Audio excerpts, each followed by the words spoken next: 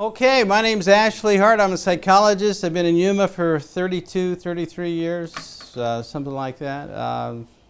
I've been asked by Arizona Western College to do a presentation on PTSD. Is that what everybody's here for? Yes. All right. Most of my experience is working with combat veterans, but we'll also talk about other aspects of PTSD. I have a Word document.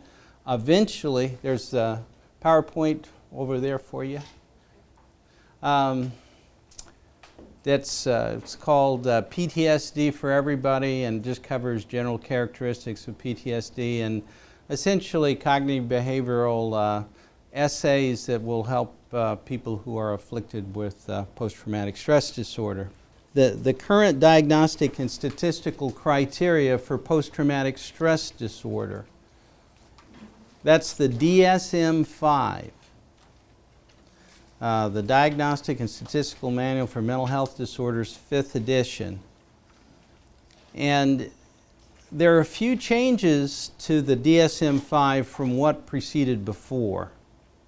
And essentially, the biggest change is you don't have to have one single event that causes the traumatic stress response that causes the mental health issue. Rather, it looks at the possibility that you've had a cumulative effect of mental health issues. Before, people would say, okay, it was a priming event. So if you had a bad childhood, it increases the likelihood that you're going to develop a post-traumatic stress condition later on from whatever the stressor might be.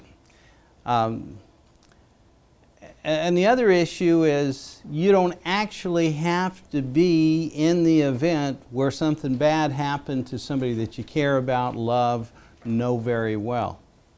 If you, for example, or a wife, and your husband was killed in a war or a motor vehicle accident, and it was traumatic, and you're aware that your husband suffered for a considerable period of time before he passed, that could be the issue. You don't actually have to personally be there for this to happen to your brain.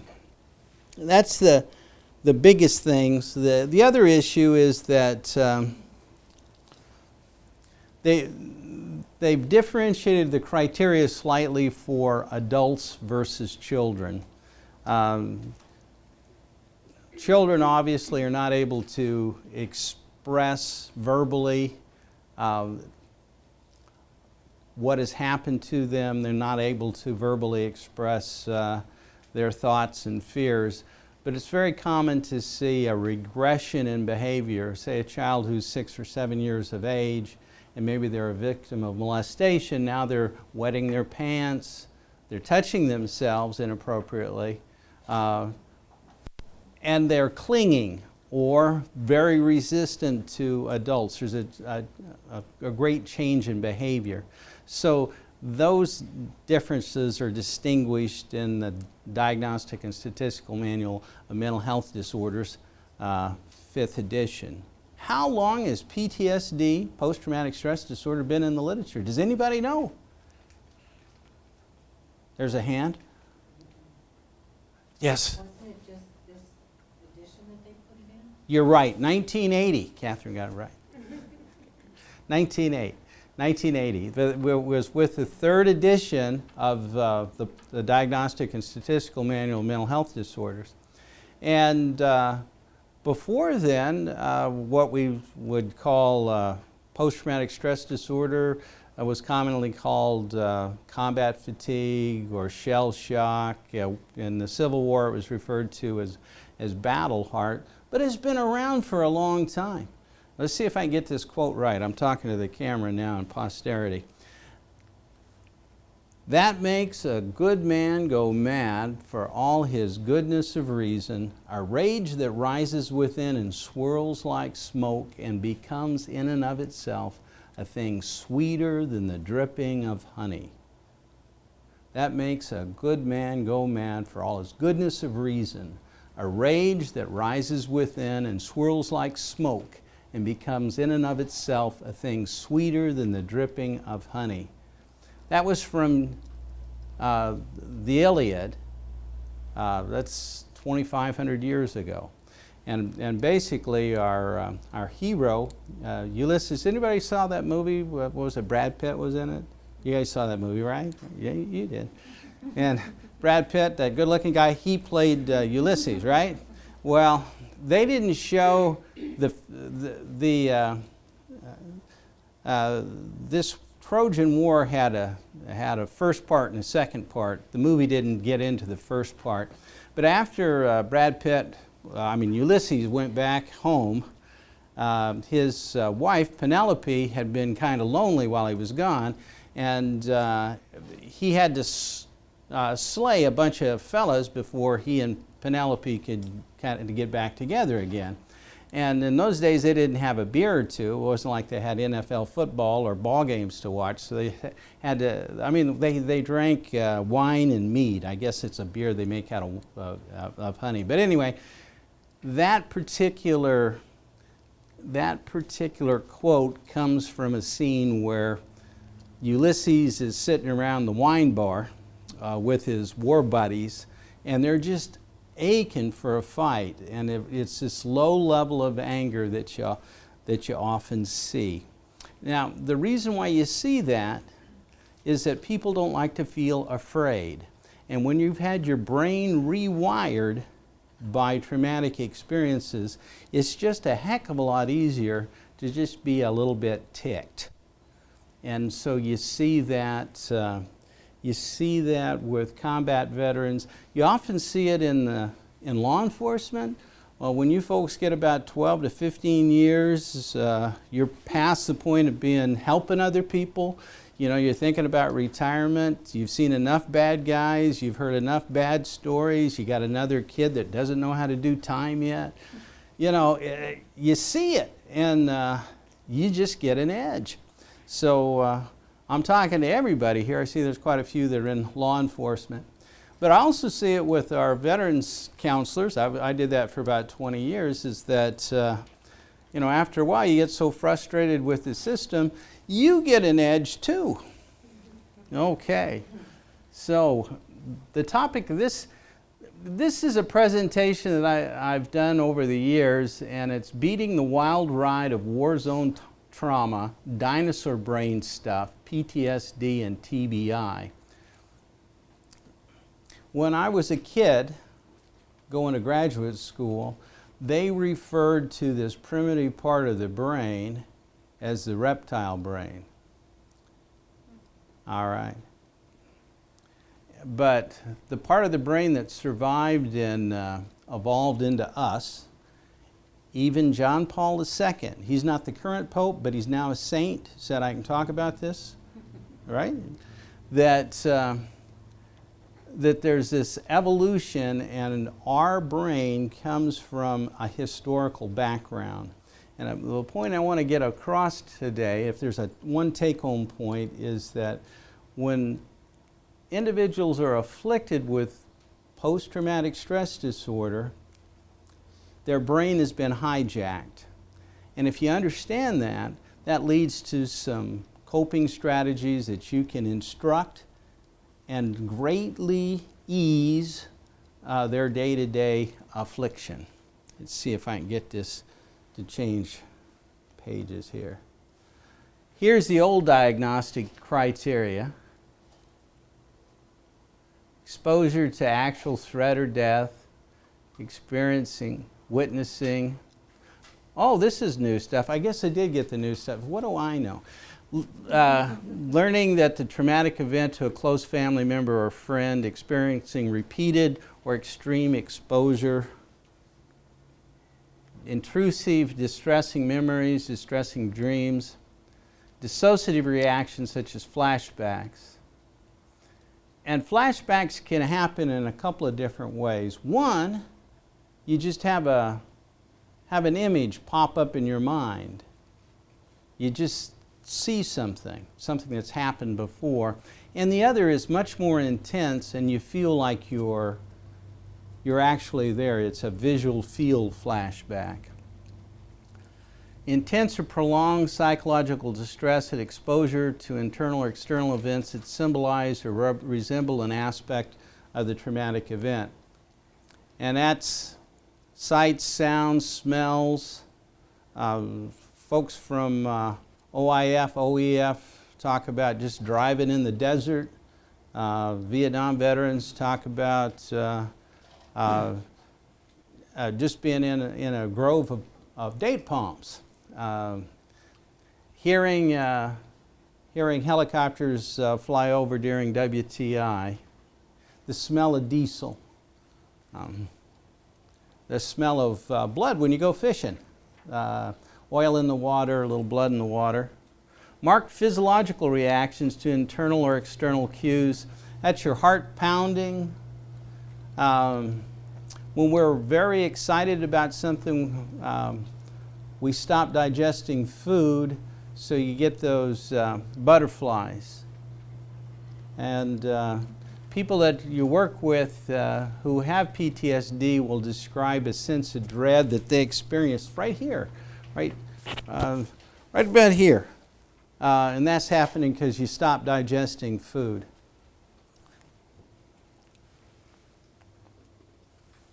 And then you try to avoid things that remind you of traumatic events. Avoid distressing memories, efforts to avoid external reminders. Negative alterations in cognitions and moods associated with traumatic events. Now, this is kind of strange, isn't it? Even though you have some memories that are very, very detailed, there's this fuzziness to other parts of the memory. And I see it in kids, I see it in adults, I've seen it in police officers and firemen and other emergency personnel, is that there's typically the ability to remember in great detail information up to a certain point. And then it turns into just a big blur. And that's happening because individuals start experiencing a little bit of dissociative states. You guys know what a dissociation is? All right. I see some nodding, some people kind of looking at me. What are you talking about, Hart? All right. You know, row, row, row your boat, Frere Jacques, those are fugues that if you sing the fugue, the one verse and then your friend starts with the next verse, it naturally makes harmony. You guys familiar with that? All right. That's called, in music, that's called a fugue. Same thing happens with our brain, is that things get so crazy. Ready for this? The right hemisphere of the brain, the one that when I was a kid, it was at best a VCR, maybe a Polaroid. Yeah, Polaroid, that's right. And then it turned into a VCR. And then it turned into a DVD player. And now it's a TiVo, right? The right hemisphere of the brain, it's a smart brain, it takes pictures, and it's a sentient part of the brain, but it'll shut down the left hemisphere of the brain, the part of the brain that's responsible for worrying, and then after this traumatic event, people just are recalling very vaguely what's happened.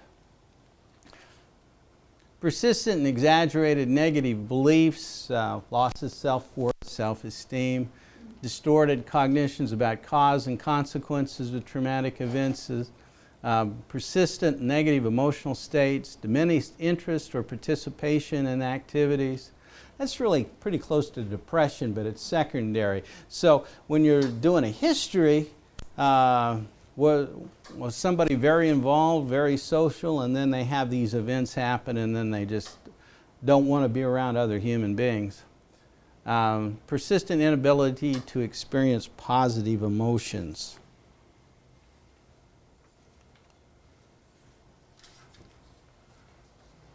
Marked alterations in arousal and reactivity associated with a traumatic event. One of the things that I see, and this is the concept of the wild ride, is that when individuals truly have this post-traumatic stress disorder, they don't just have a panic attack, they have a level of arousal that'll last for 2.5, 3.5, 4.5 days. It's very, very uncomfortable. And again, the way most people deal with this is by being extremely irritable, but they get into a pattern where they can't sleep for several days, followed by another day where they might sleep 12 to 14 hours. And then they're okay for a while, and then they're triggered again. And we'll get into the biology behind that. The reckless or self-destructive behavior, you just can't go fast enough. You can't take enough risk. Being on the edge is a way to distract yourself from some stinking thinking. Hypervigilance refers to the tendency to look around always as if you have a feeling that something bad's going to happen. Problems with exaggerated startle response. You can get all kinds of drugs for this. It doesn't seem to go away.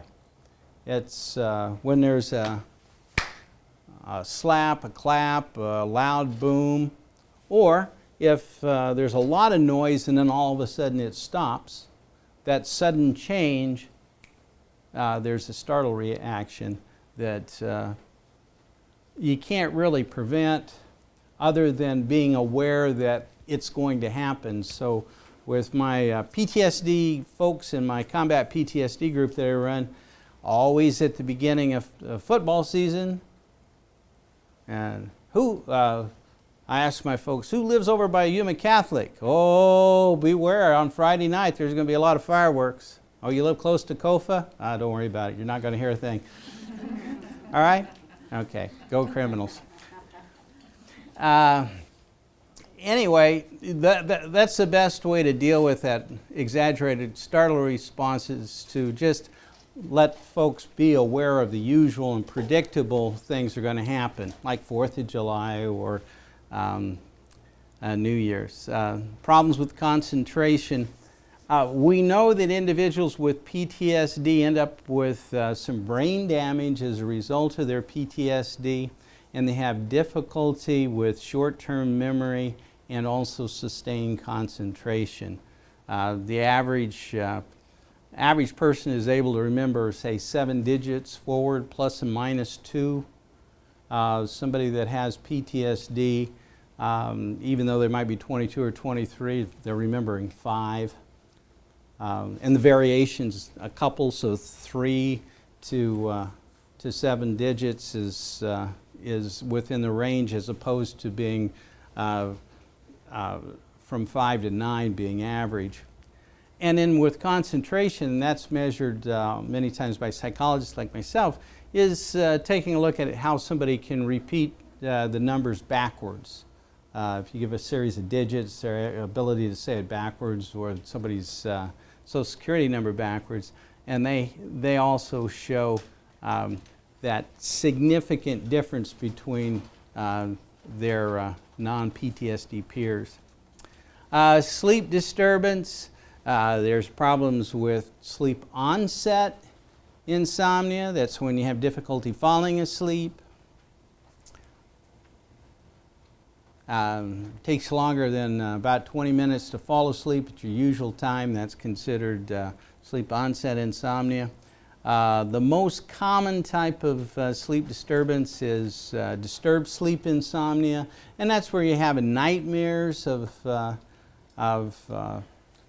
bad events, and those nightmares can be somebody trying to hurt you, you're trying to save somebody in an impossible situation, you're lost, can't find your way home. And then what's called incomplete insomnia, that's where you're just waking up too early.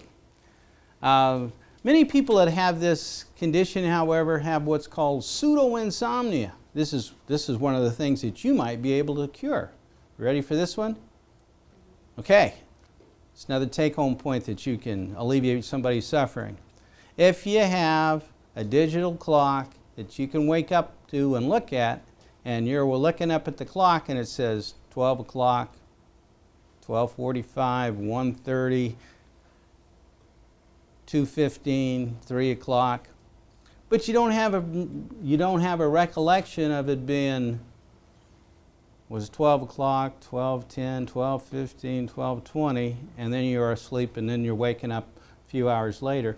What's happening is, as people are cycling through their REM cycle, they're waking up for just a little bit, poking their head up, looking around, and they're going back to sleep. But they wake up with this sense of, gee, I was up all night. And so you ask the question, do you have a digital clock that you can see? What time were you waking up? And if they give you a pattern like 45 minutes, an hour and 15 minutes they're waking up, it's just when they're popping up out of their REM cycle. So we go through about 4 stages of sleep, and we get so slowed down, then we have this endocrine activity that leads to turning on the brain as if you're wide awake, and people just wake up for a moment and they go back to sleep. But many times they think they're getting lousy sleep, but once they know, because they've got a digital clock they can look at, oh, I did get a full night's sleep. I just went back to sleep. Thanks. And you'll have taken care of somebody else's worry. All right, you got that? Yes, Catherine? Would you recommend they get rid of the digital clock? Sometimes if somebody cannot go back to sleep and they're just watching the clock, then they can get rid of it. But if they're just waking up for a couple of minutes and they don't remember it going from 12 to 12:05, 12:10, 12:20. So if you hear that story, yeah, put the clock in a position where you can't see the clock. Leave the alarm so you can go to work, but you don't need to see the clock. Excellent question. All righty. Where are we at? Duration more than 1 month. In the old days, because I was wrong, remember, I was wrong. This is the new stuff. If the duration is more than 1 month, then it's PTSD. If you have all those features and it's been less than a month, it's called an acute stress disorder.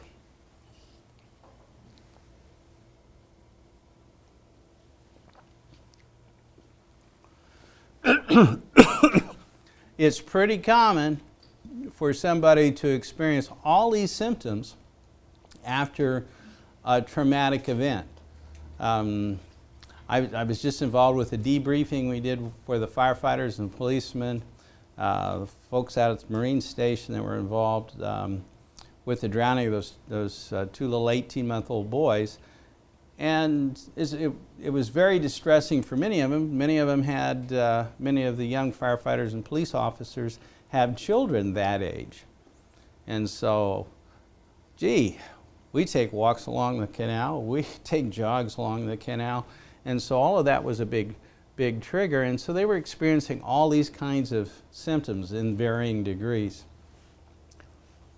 The literature, however, shows that there's no real relationship between the immediate reaction with these symptoms and long-term PTSD. The Israeli Defense Force, for example, were taking a look at soldiers who had symptoms in combat of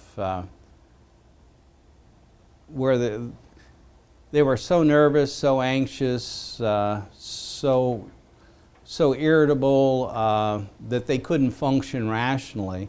They were a danger to other troops, and so they were relieved. Those individuals who showed signs of combat stress at the time didn't show a significant level of PTSD. Rather, it was many of the folks who went through a traumatic event and did a good job handling that traumatic event. It was only later that their bodies said, hey, I've seen enough, I've had enough. So the folks that are tough and can handle stuff many times are the ones that become afflicted with this PTSD. Anybody have any questions as I'm running through this? Yes?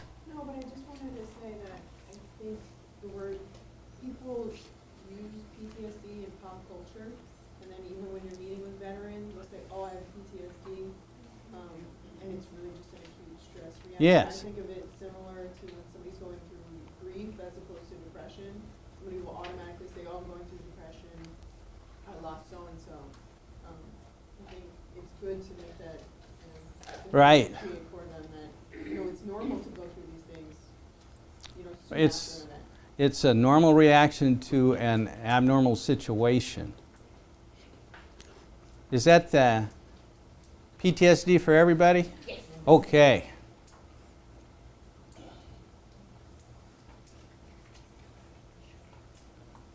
Great. Thank you so much. Oh, just in case. Thank you. All right. I wanted to make sure you folks got your money's worth, or whoever's paying for this. All right. This is the PTSD for younger stuff. We talked a little bit about it.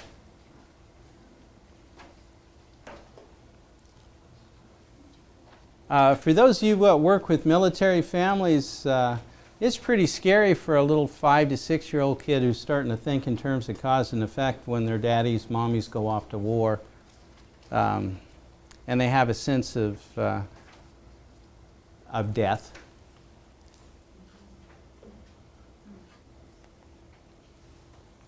So these are just the same symptoms you see in children, but again, the way they experience this is it's where they're at in terms of their developmental thinking. In general, with kids, things are pretty magical until about 6 years of age. They start thinking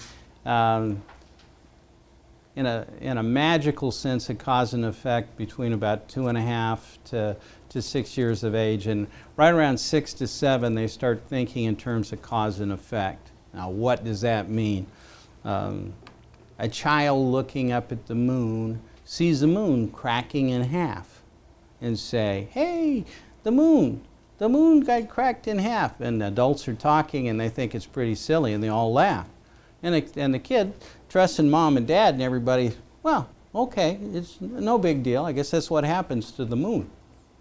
And then the cloud that's in front of it passes away and the moon comes back together. Oh, yeah, I guess they're right. Everything is okay. That's that magical way of looking at things, but a child who's a little older can perceive there's some clouds in front of the moon. It's not really getting cracked in half. Isn't that silly, my little brother's, the way he's talking about the moon?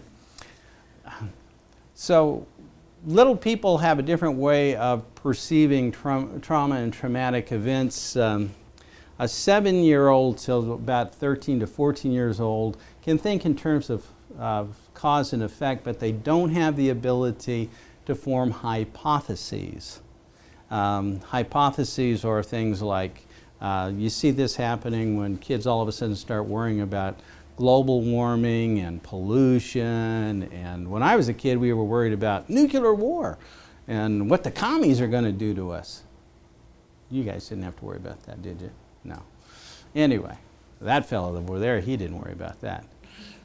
But maybe you're worried about other things, such as the steady progression of these microbes that are now they're immune to all of our antibiotics, and before we know it, we're going to be chased down by these killer bacteria. Anyway, that's all of a sudden, you've seen this in 13 to 15-year-old girls and boys. All of a sudden, where is this coming from? Why are they worried about the end of the world? Well, they have the ability to form hypotheses, but if you put that into the context of You know, we're a nation that's been at war for 13, 14 years now, and they're dealing with moms and dads and brothers and uncles and cousins and sisters, other people exposed to it. Yeah, you get this secondary PTSD stuff going on. Basically, the intervention that we're talking about is giving people some skills to keep stuff in the smart brain so this more primitive part of the brain doesn't get turned on. Post-traumatic stress disorder, you have to have exposure to a traumatic event, and an individual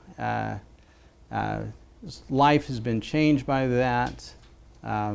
You got recurring intrusive memories, and the body is responding as if you're in that situation even though you're not. We know that the brain structure changes as a result of this traumatic exposure. A part of the brain called the amygdala, which is responsible for the fight-flight reaction, it grows by as much as 8% in size. And another structure is called the hippocampus. It shrinks by as much as 20% in size. Physically, the hippocampus is responsible for short-term memory. It's for the brain, it's like the random access memory. You know what a computer is? Random access memory, stuff that holds information in memory on the screen. And we also know that damage to the hippocampus causes problems with sleep. The amygdala, when it's stimulated, leads to a fight-flight fear reaction or a freeze reaction. Both the hippocampus and the amygdala are in a part of the brain referred to as the limbic system, and what I like to call the dinosaur brain. When somebody's traumatized, that hippocampus will shrink. Right hemisphere of the brain, which we talked about earlier, the one that has been upgraded to your TiVo, right? For me, when I was going to school, it was a Polaroid. Now it's a TiVo. The right hemisphere of the brain becomes stimulated, activated. It gets a lot more blood flow, and so there's this continuing flow of pictures. Of competing short-term memory structure, the amygdala takes over, but the activation of the amygdala leads to the arousal of the adrenal cortex.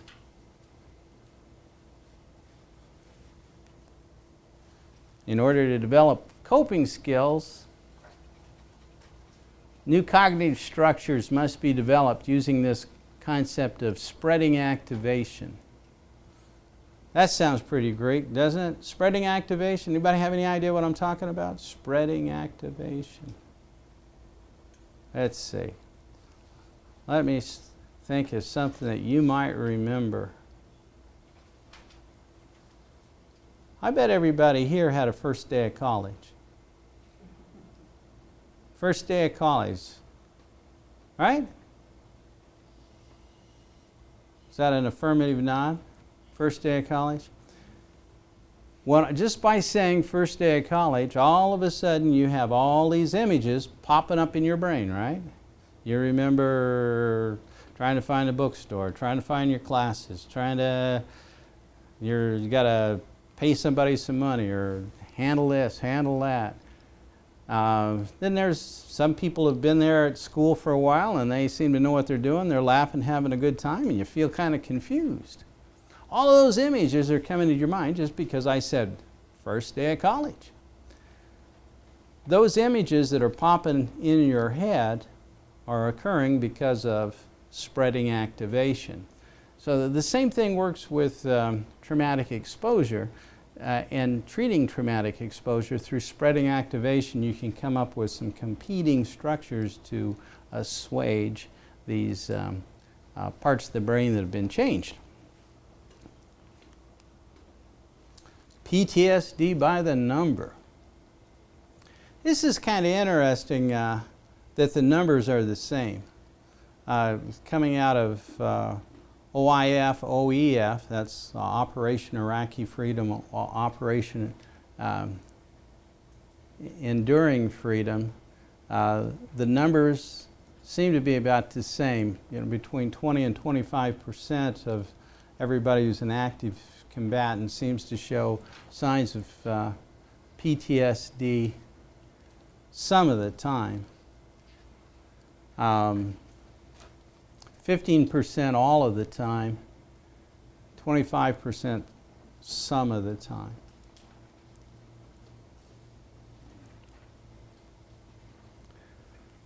The study that was done, trauma in the Vietnam War generation, was that was commissioned by Jimmy Carter when he was President of the United States, and all part of the Vietnam Veterans Readjustment Act, and they studied World War II veterans also.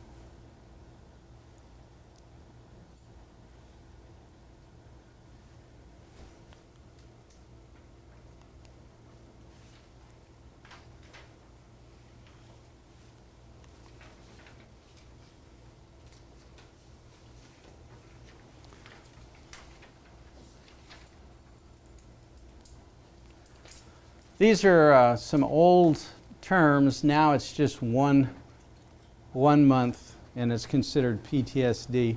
Most folks think that PTSD is a chronic condition, but it can certainly go into a residual state. And what's previously been referred to as delayed onset PTSD, folks are saying that you probably had it, but it wasn't in an active state. Does that make any sense to anybody?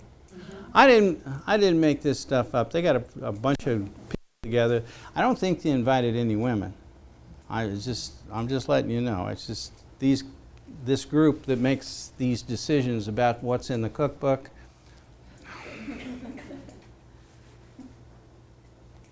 When we find out who they are, they're going to get their comeuppance. All right.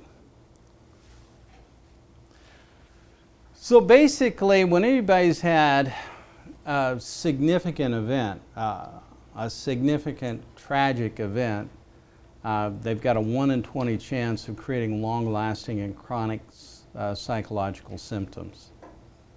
So, you can look at, say, that event that we just had with the fire department and the police department last week. We probably had over 100 people that responded to that.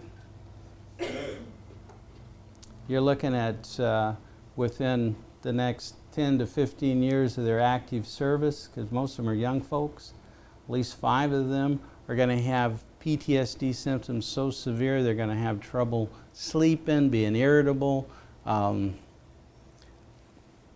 marked startle reaction, intrusive memories, avoiding calls. It can be expected. PTSD does not occur in isolation. The most common problems with PTSD are depression, and that should be, you got to put a C in here. Sometimes my health had a hard night, so lost a C along the way. Depression and addiction. All right. When providing treatment for PTSD, it's helpful to understand that trauma means a wound. That's traumatos. I guess it's Greek. Anybody here speak Greek? Kalispera? No Greek speakers out there? All right. That's good. Afternoon in Greek. I learned a little bit of Greek just so I can get breakfast. I don't know about you. But anyway, it means wound. And a post-traumatic stress disorder means that you have a mental wound. Oh, we got the C finally back in addiction. There, good. In terms of a hierarchy, you can't really treat the PTSD until you've stabilized addiction. So if somebody's using, I know you folks with a drug court or mental health court that you're on that addiction, right? You can't stay out and play with the rest of us if you're actively using. So you've taken care of that. The depression, there's mental health treatments that can help with that. Usually some of the SSRI medications. But if somebody, this is another take-home point, if somebody has a history in their family of bipolar disorders, you ready for this? Bipolar disorders, they've come down with the PTSD, and many times primary care physicians, our mental health clinics around town, that even my friends over at the Veterans Administration will start them out on an SSRI, selective serotonin reuptake inhibitor. And about 6 to 8 weeks after starting that, they start having manic episodes. So if you folks are working in law enforcement, you see somebody that they responded very favorably initially, and then all of a sudden they're doing goofy things. I mean, really goofy things that, like How many weeks after that? 6 to 8 weeks. But you might want to ask them if there's any family history of a bipolar disorder. And the other thing is that people have been abusing crystal meth. Many times their brains respond like that you're bipolar. So anyway, some of the antidepressants, old school antidepressants, and I'm not a psychiatrist. And things like venlafaxine and Effexor that are more attuned for brain damage seem to be a safer bet.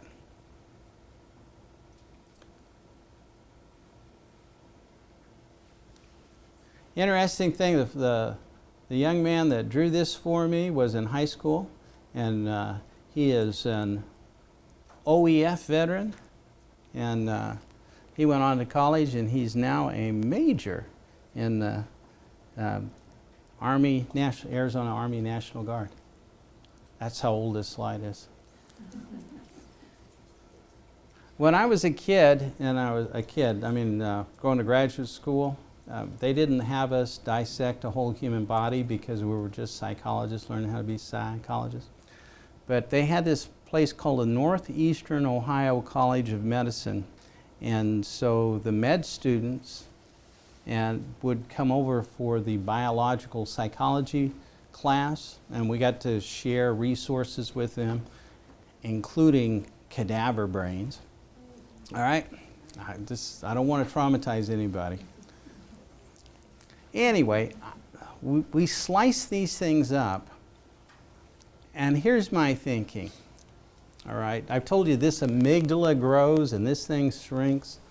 When I was chopping this stuff up myself, the person was already deceased. All right.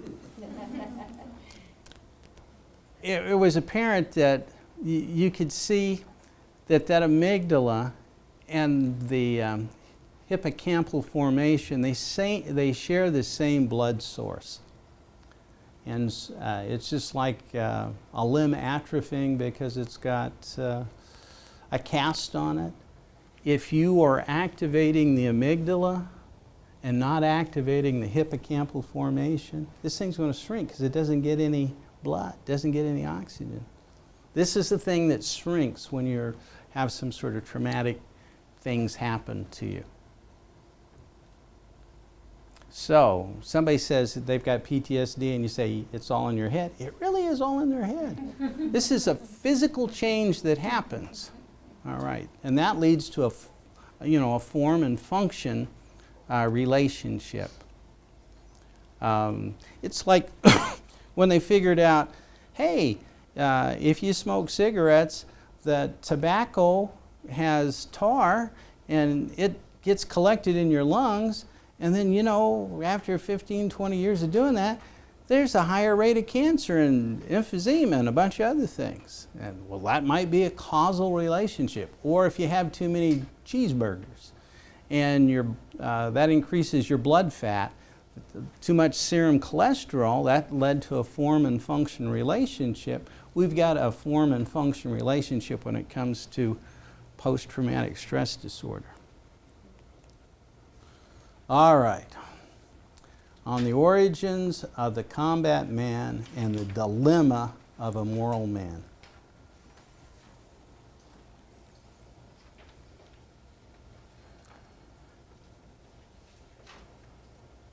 Some of you might recognize this. It's a verse from a song by the Byrds in the 60s. Turn, turn, turn.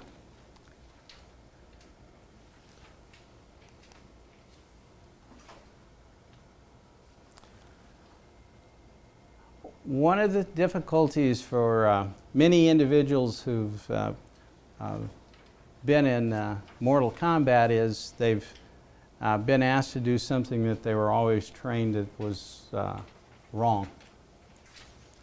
And as a consequence, I've had many military people say there's two sides to me. There's the combat man and the moral man. And there's a dilemma of how to sort this out.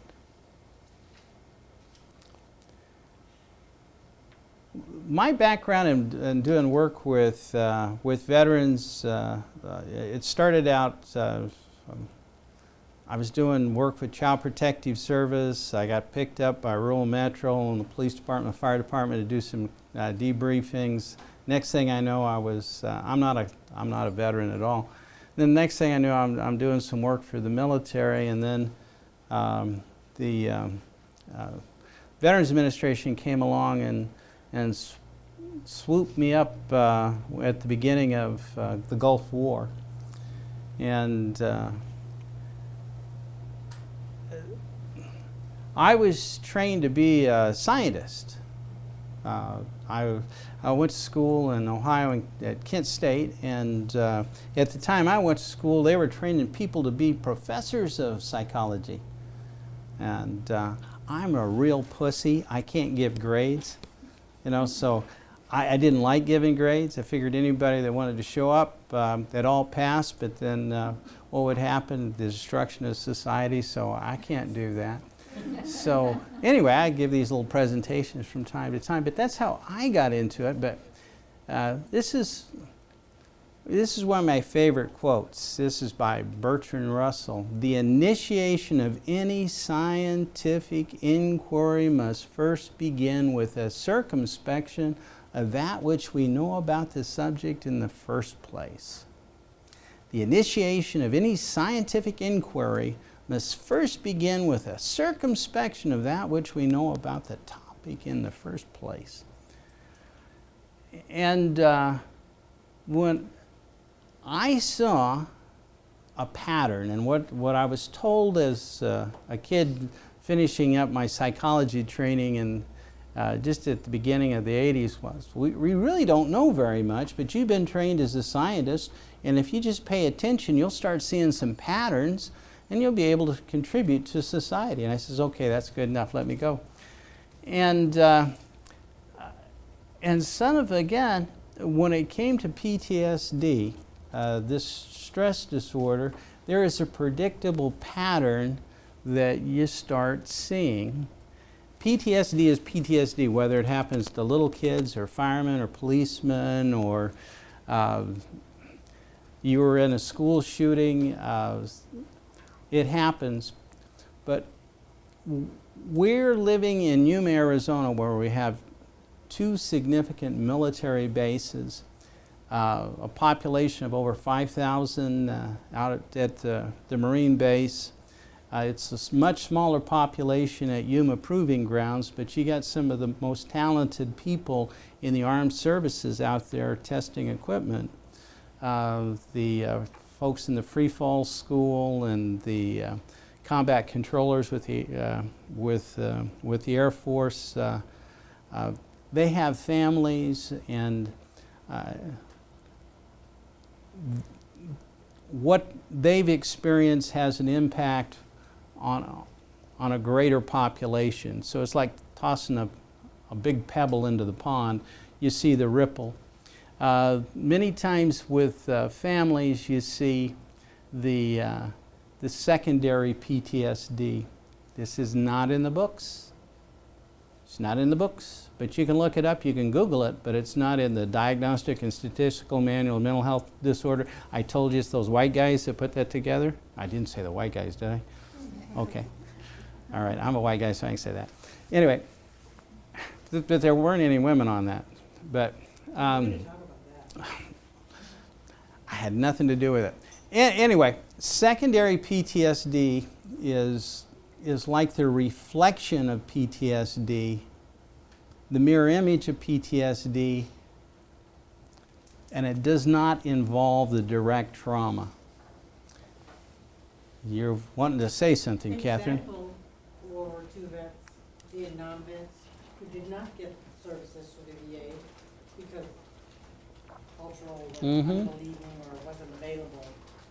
I believe this, in working with the veterans, that they have traumatized their wives and children extremely. Not with telling their war stories, but with their names. Yes. So the wives, the children, have sight, sound, smells, other triggers, just like the veteran has their own. Yeah.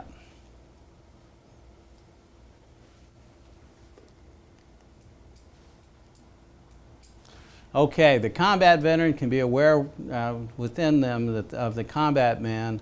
One from time to time experiences life with that cold eye.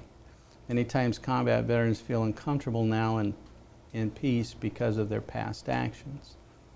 They might feel guilty because of their actions. All right.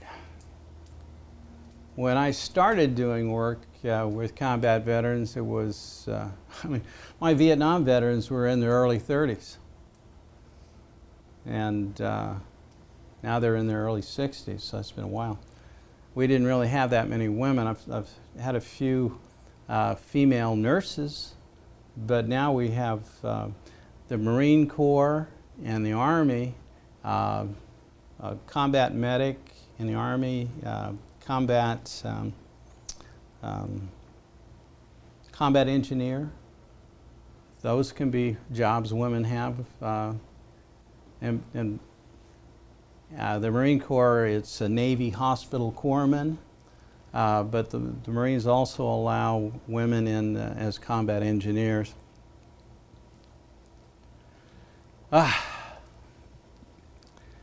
But it appears that the women, unfortunately, have a disproportionate source of threat, not only from the enemy, but their brothers in arms. So you might, don't be afraid to broach that subject of military sexual trauma with women who are in the military. When you're on an overseas deployment and you're the only female around and everybody's pretty high on the whole adrenaline of the war, it's many times they find themselves in a situation where they're compromised, and they have all kinds of feelings about it: good, bad, it was awful, terrible, or they feel bad about themselves.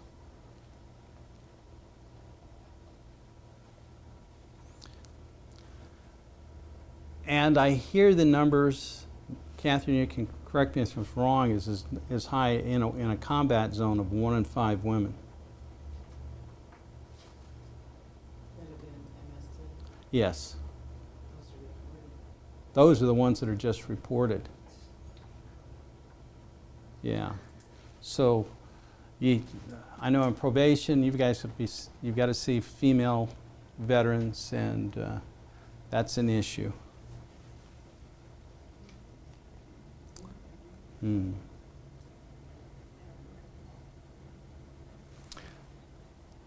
wild ride. The wild ride. I'm as free as nature first made man, ere the base laws of servitude began, when wild in woods the noble savage ran. The wild ride. When somebody has a full-blown adrenaline dump, it could be the best day they've ever had.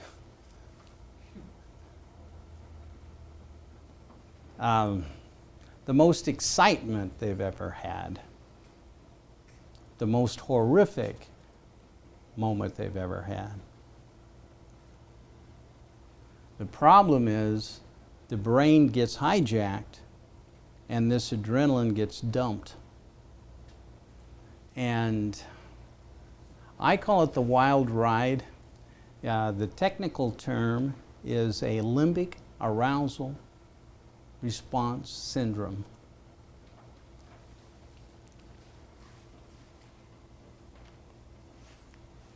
I published a paper, I don't know, about 10 years ago for, I think it was called NICEBM, that's the acronym, National Academy for Behavioral Medicine or something like that.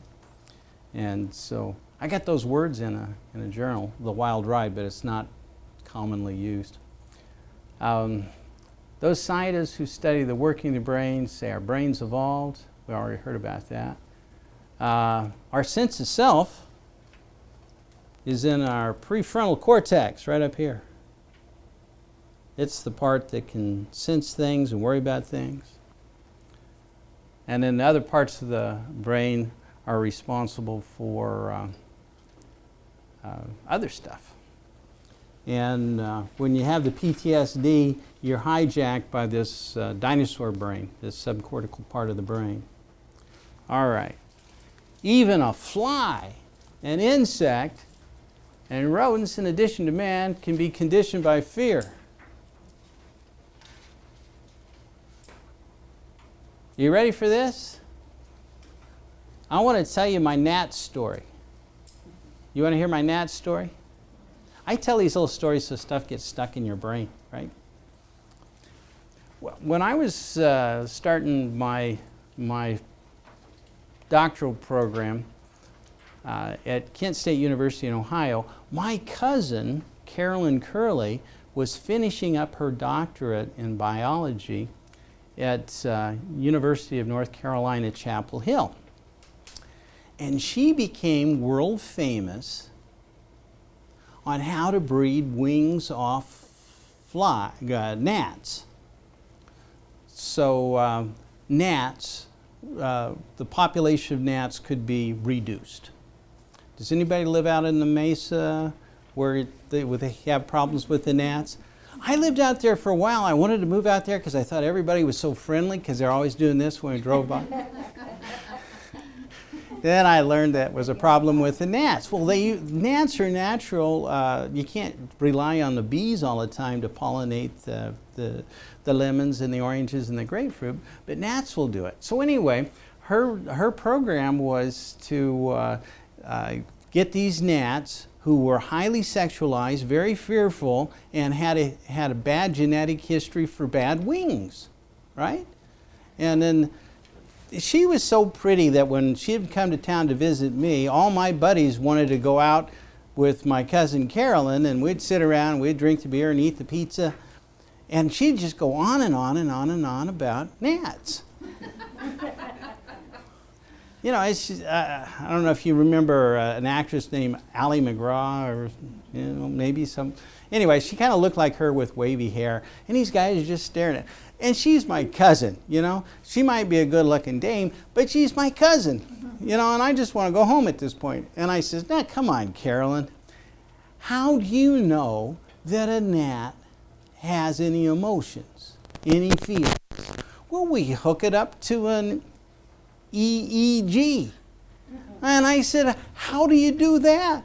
Very carefully. And everybody laughs. And I said, well, what do you do? Well, it's easy to find gnats who have bad genetic history for bad wings. You know, that's easy enough to grab some gnats to do that. But the fear response, we just wave our hand in front of them or a board or something, and we measure the physiological change that happens in a gnat. And the breeding is the same way. We just give it a little pheromone of well, I guess girl gnats have a certain smell, and you know, if you get a higher response, well, this is the kind of male gnat that you want to breed. And you know, she became famous. She wrote all kinds of papers on these bad-winged gnats. And she ran off to Holland with this other guy from, you know, he was a professor, and she lives out her life as a professor in Amsterdam, and you can go talk to her all day long about gnats and bad wings. But the point is, this is very, very primitive. We have feelings, and feelings are there for a reason. They compel us, strongly compel us to do something. And these feelings, emotions, can be hardwired. Some of them become hot-wired by our experiences because they become triggers. And those feelings hit individuals and they compel them to take certain action. That make sense? All right.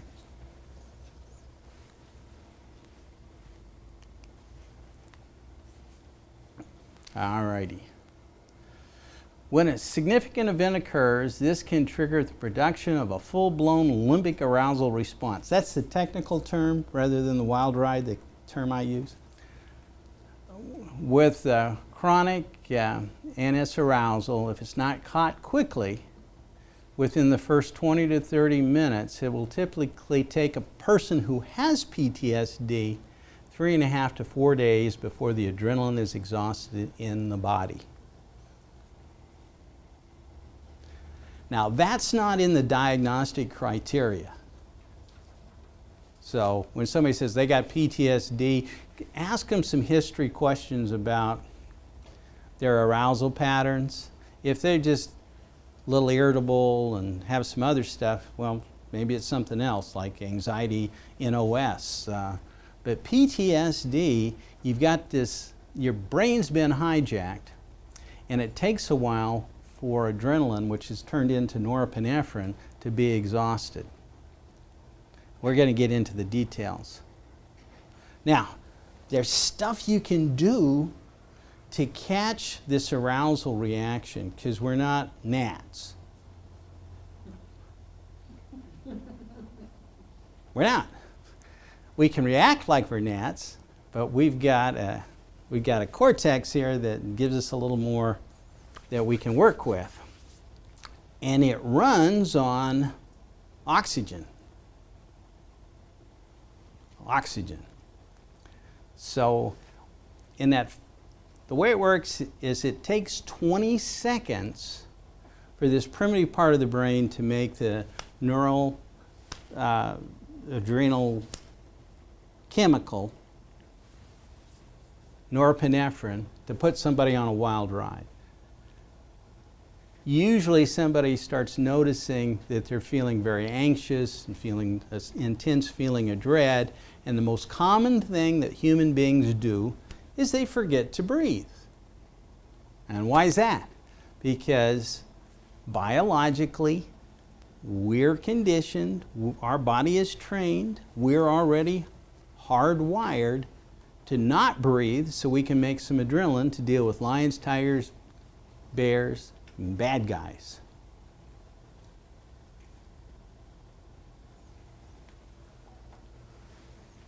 You folks heard this stuff before?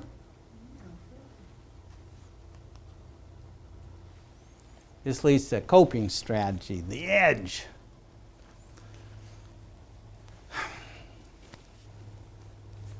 You ready for another story?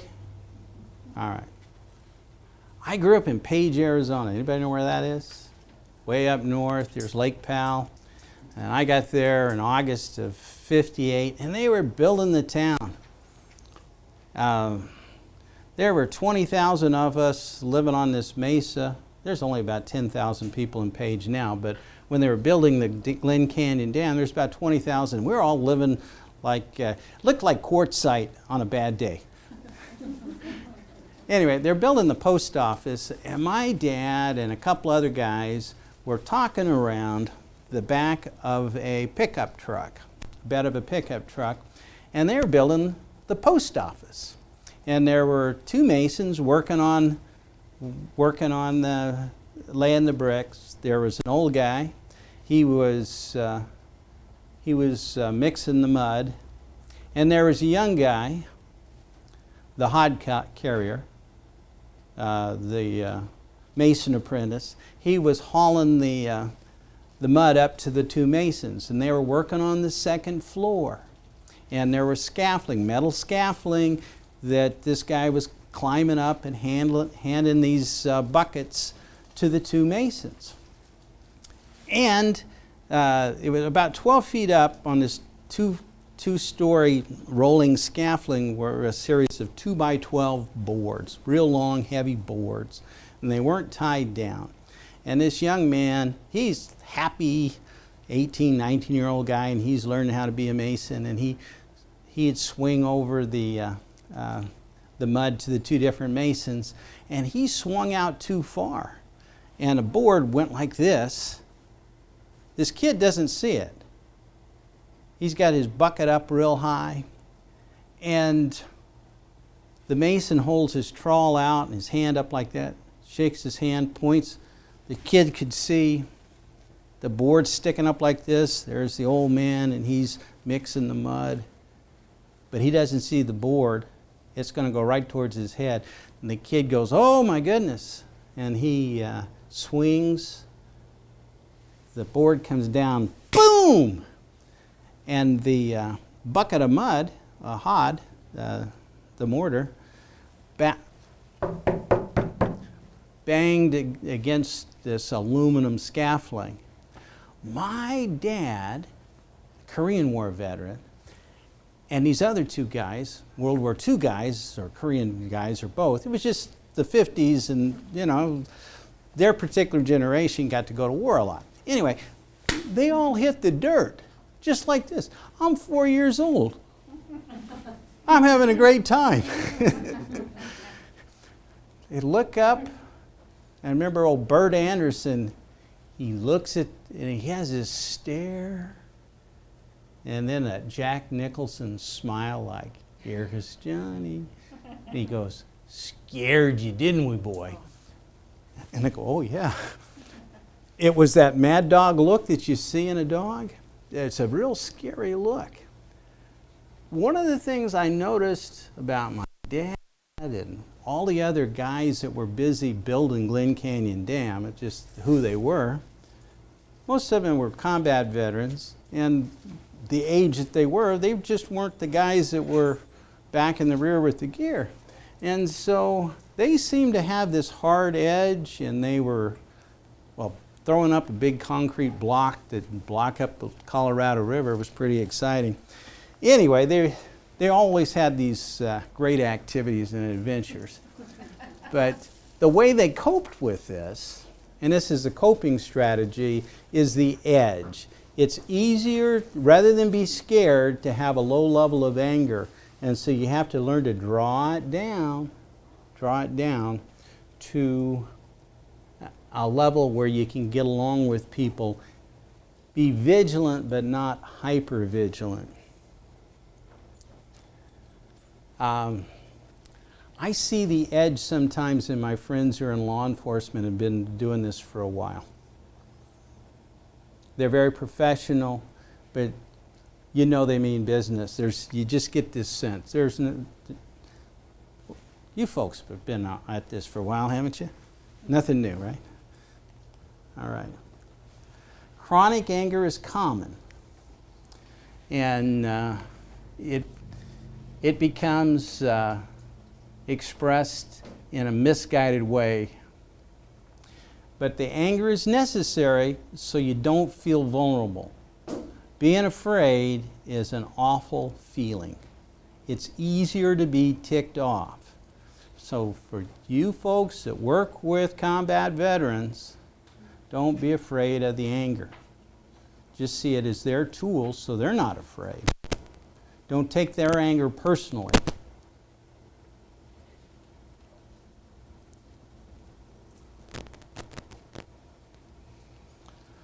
And one of the things that happens when folks end up like in domestic violence classes, or then they have to go to counseling because they did something in a fit of anger, is, yeah, I need to work on my anger. And what's going to happen when they completely let go of the anger? Oh my goodness, then they have all these feelings of vulnerability, and they dump and they dump and they dump. So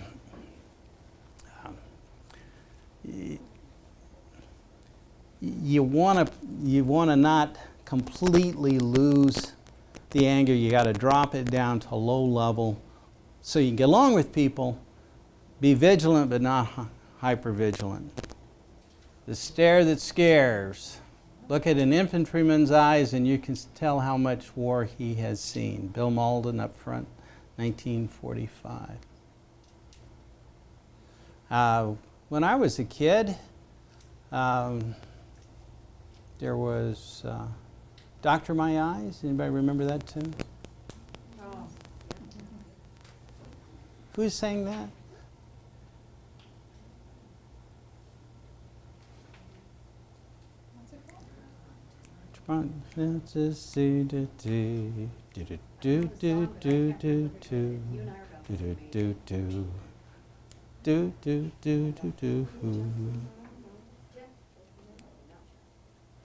Anyway, for posterity, I've forgotten the name of the artist.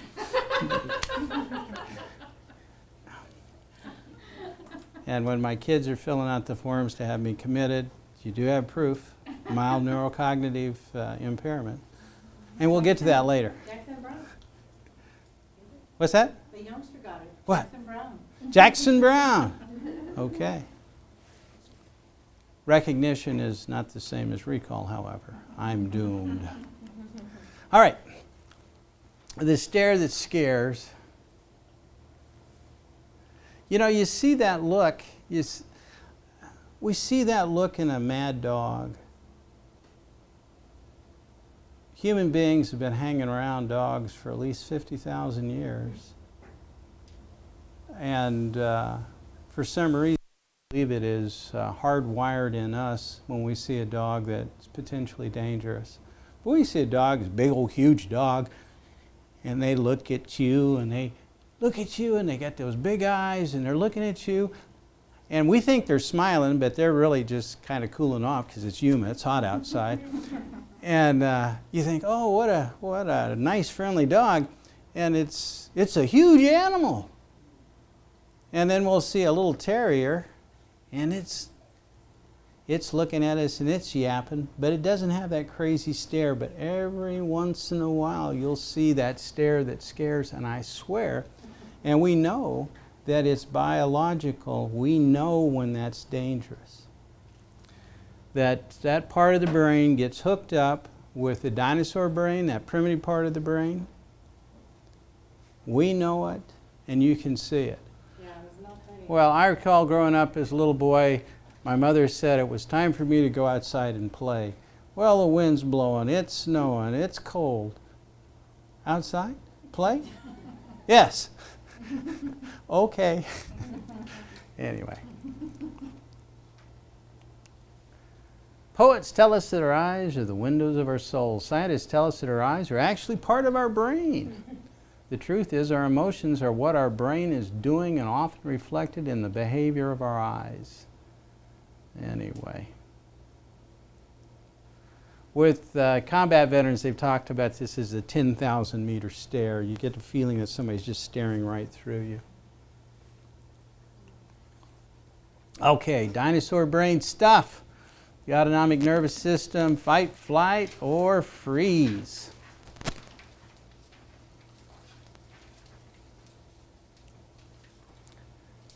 This is the meat of the stuff that I want you to understand, take away.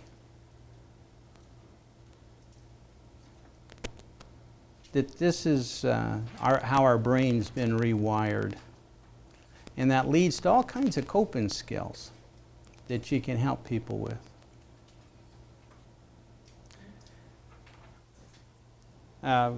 One nice lady was talking about, I've seen this. I've seen somebody get all jacked up for 3.5, 4.5 days.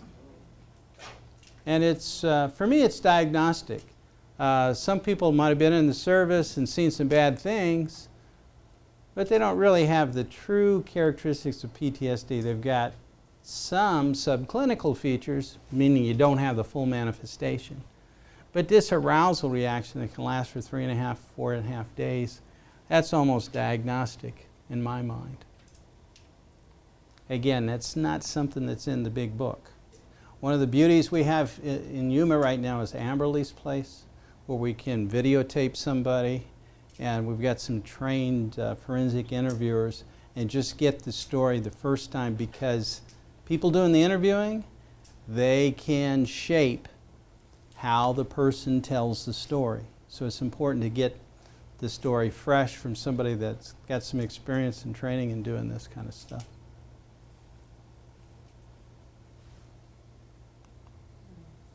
Oh, that leads to another thought when we talk about children. If you're working with a small child, somebody that's say under 7 years of age, they don't have a lot of language. One of the worst things that we can do with small children when we're interviewing about a sexual trauma or a trauma is get them to tell the story over and over and over again. I mean, how much do you remember what happened to you before you were 6 or 7 years of age? Most of you can't remember very much. You know, just a few images. But if you help somebody with those memories by getting them to repeat over and over and over what happened, you put some language with the picture and you're burning in their little brains. So there's stuff that needs to be done forensically to get the bad guy, but there's a whole bunch of stuff that needs to be done to treat small children. The best way to treat them is just through play therapy.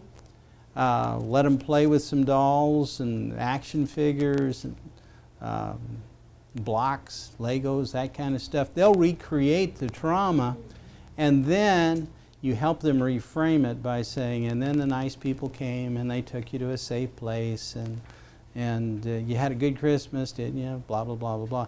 So you're rewrapping the experience. So you had something bad happen, and there's some big people that cared about you and put you in a safe place, and now you're safe. But the worst thing you can do with a little kid is to have them go over and over and over and tell their story. That's different when you're talking with somebody who's a combat veteran. You need to debrief their combat exposure because they have all these pictures, but they're not putting words around it. So you get the difference? Okay. Okay. Oh. The body fails to make a hormone, ACTH, adrenal cortical tropical hormone, that dampens or quenches or stops the adrenaline rush. ACTH. Now that's, I'm going to call that the rabbit hormone. Have you been out someplace, maybe you're driving and bunnies are crossing the road and there's a couple of them that sees the light in your headlights and they freeze up? They freeze up because, boom, they got plenty of that ACTH. And as a consequence, that blocks the effects of adrenaline. But when you end up with a PTSD, your body stops making this ACTH, adrenal cortical tropical hormone. All right, you ready for another story? Yeah. You look like you want to hear another story. Why do I tell you stories? So you'll remember these concepts. All right, where I grew up, just south of Page, Arizona, Glen Canyon Dam, there's Lee's Ferry. That's where Coronado crossed the Colorado. He crossed the Colorado here in Yuma. Did you know that? He became the very first Californian. Place went downhill right away. And went all the way up north to a place called, they call it Lee's Ferry now, which is the confluence of the Paria and Colorado River, where you can cross again and get on the other side. Well, Glen Canyon Dam is a narrow part of the canyon just about 7 miles upstream from Lee's Ferry. And down at the bottom of the dam, they're letting loose the water. It's about 600 feet, the water. So down at the bottom, the water's really cold, and trout love it. And there's plenty of trout there. And they won't let you fish for the trout with barbed hooks. Anybody here fish? Do you know what it's like to fish without a barbed hook? The hook doesn't stay in the fish. It's like, why bother? Why bother? So because they've had this policy of not allowing folks to fish with barbed hooks, this is your government at work. Some of you folks are government employees. There are so many rainbow trout in the water from the base of Glen Canyon Dam to Lee's Ferry. It looks like it is a rainbow. I mean, you can just... Bald eagles moved in first in Glen Canyon. But you know what? Golden eagles are tougher than bald eagles, and they ran the bald eagles out.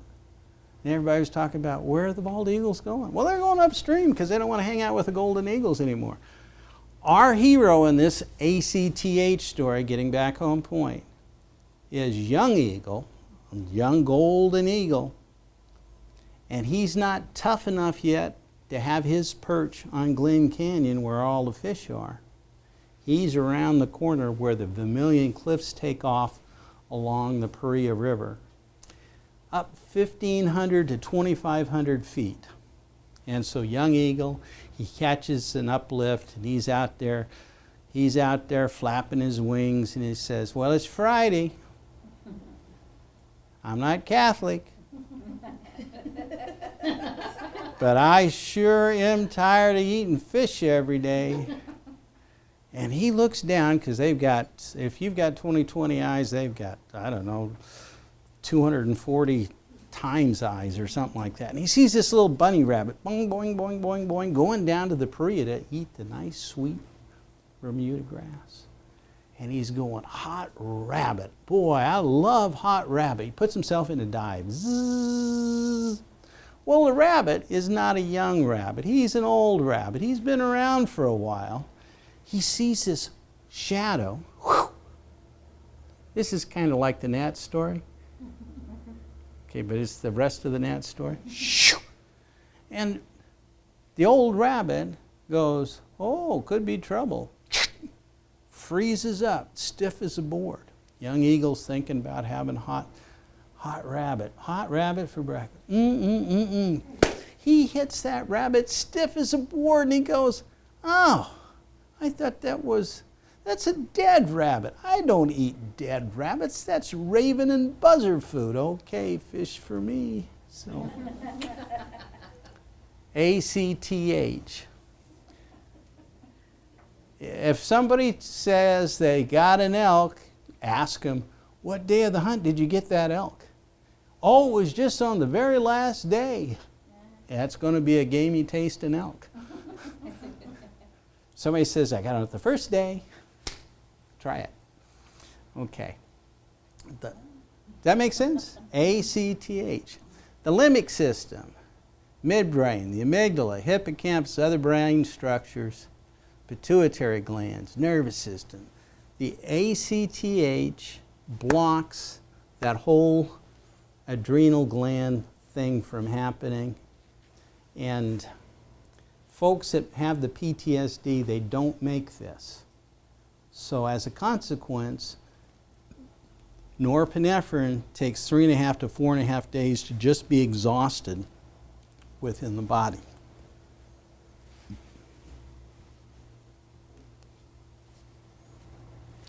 Okay. The autonomic nervous system. That's the nervous system we don't have to think about.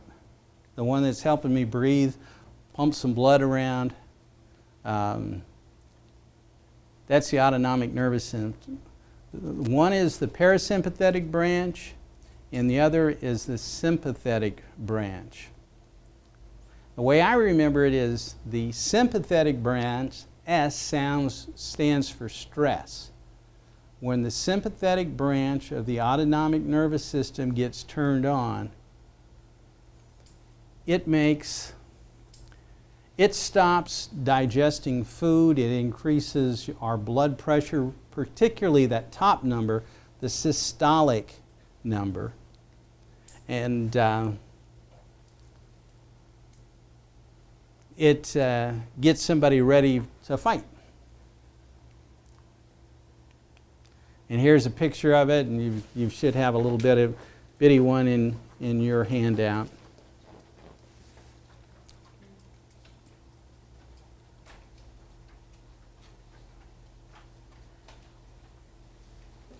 Many times folks with the PTSD describe having a sense of, they wake up with a sense of dread. It's like right here in their body. It's just this intense, uncomfortable feeling of dread, this expectation of harm. And that's happening because the body is not digesting food.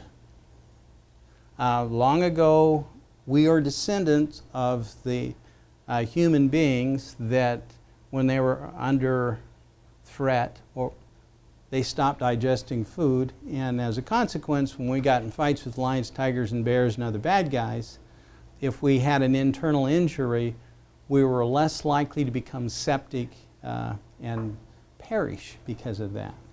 If we would have continued to digest food, we would have had a belly that was torn up and a bunch of food at the same time. So voiding voiding self and all that happens under the sympathetic branch of the nervous system. Any questions about that? It's kind of technical.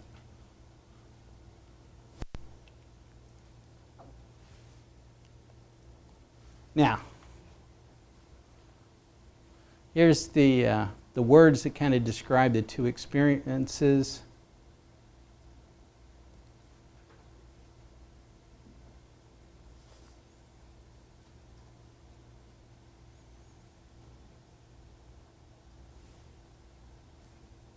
That make any sense? You think you got a motor division and a sensory division, and then the autonomic has two parts, one that helps us with stress, one that helps us when we're relaxed.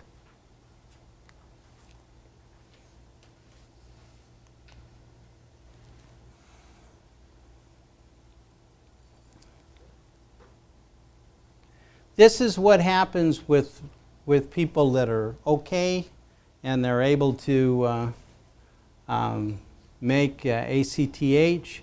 It inhibits the alarm reaction.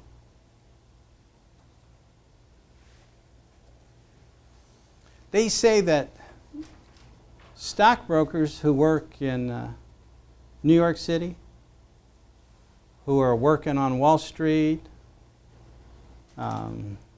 NASDAQ, all that kind of stuff,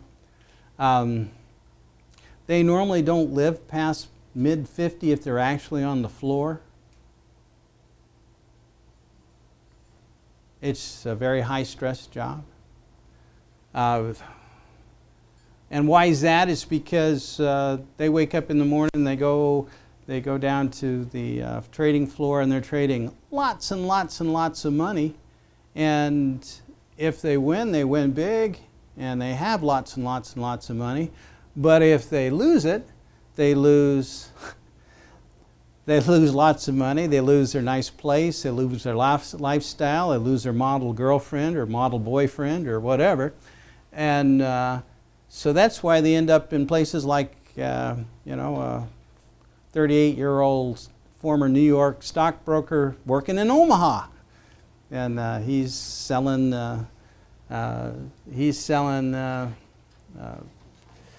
'Cause retirement programs for Morgan Stanley or somebody. What happens is, if you're having a lot of adrenaline experiences and then dumping this ACTH, it increases serum cholesterol. And that leads to heart attacks.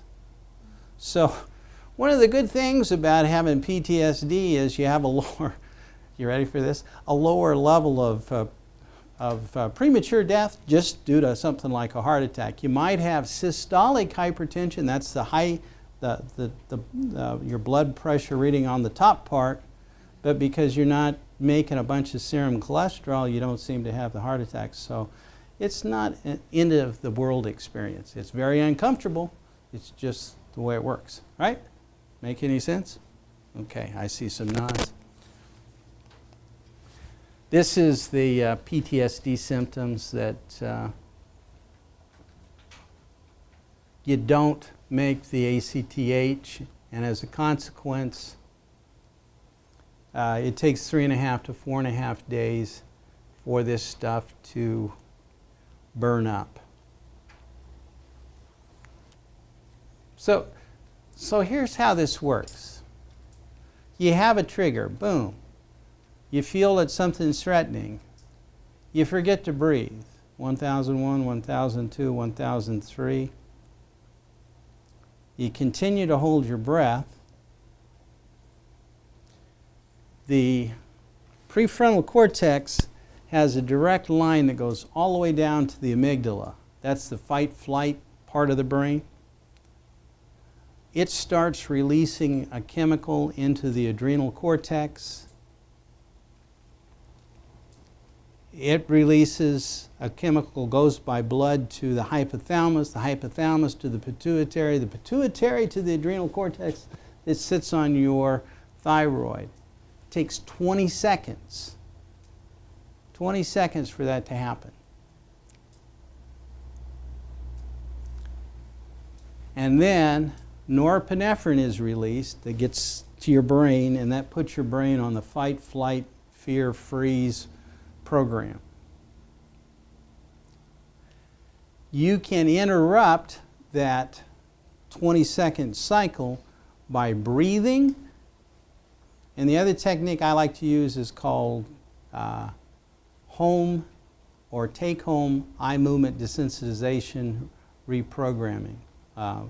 My guys call it, guys and girls that come to see me, the eyeball thing. And but that can interrupt that cycle. For you, the most important thing when you're working with folks is don't forget to breathe when you're feeling uncomfortable. You got a pen that you can write something down? It's called paced breathing. Paced breathing. It's an app that you can get for free on an Android machine. Our friends at Apple haven't approved it yet. It's available through the Mayo Clinic, and it's absolutely free, and it's kind of a coach on how to do the breathing. So if somebody's experiencing repetitive problems of anger or arousal, it talks about how to breathe, which is in with the nose, 1001, 1002, exhale, 1001, 1002, 1003, 1004. You do that about 3 times. And that gets oxygen to the smart brain. Has anybody here been an athlete and ran a long way, or played sports, or did you ever experience that runner's high that you get after maybe 20 minutes of working out? Never. Never?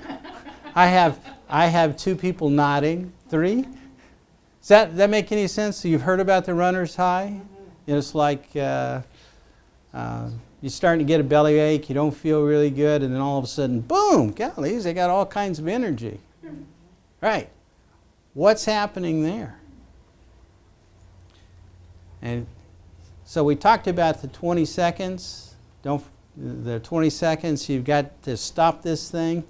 You've got another 20 minutes to work with it, to reduce the effects of a norepinephrine rush, this adrenaline rush.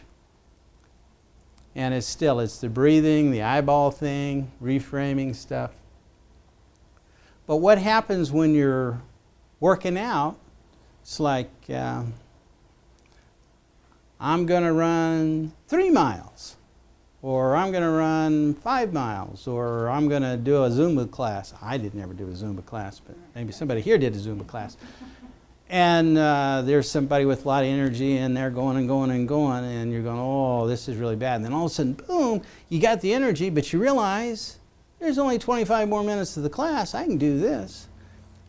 Well, because you realize where the finish line is, your body just makes enough adrenaline to get through that particular little event in your life.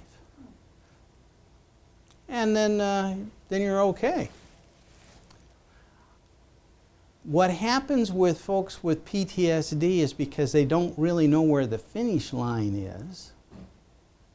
Here's the take-home point on this, 3.5, 4.5 days. They dump everything. They dump everything, and it'll take another 3.5, 4.5 days before that stuff is exhausted.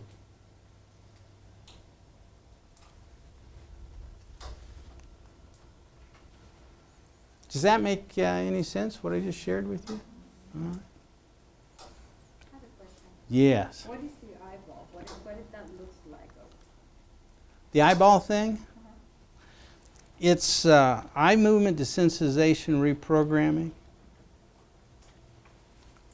And here's another thing for you to look up on YouTube. YouTube is going to put me out of business. It's called Home EMDR. Home EMDR.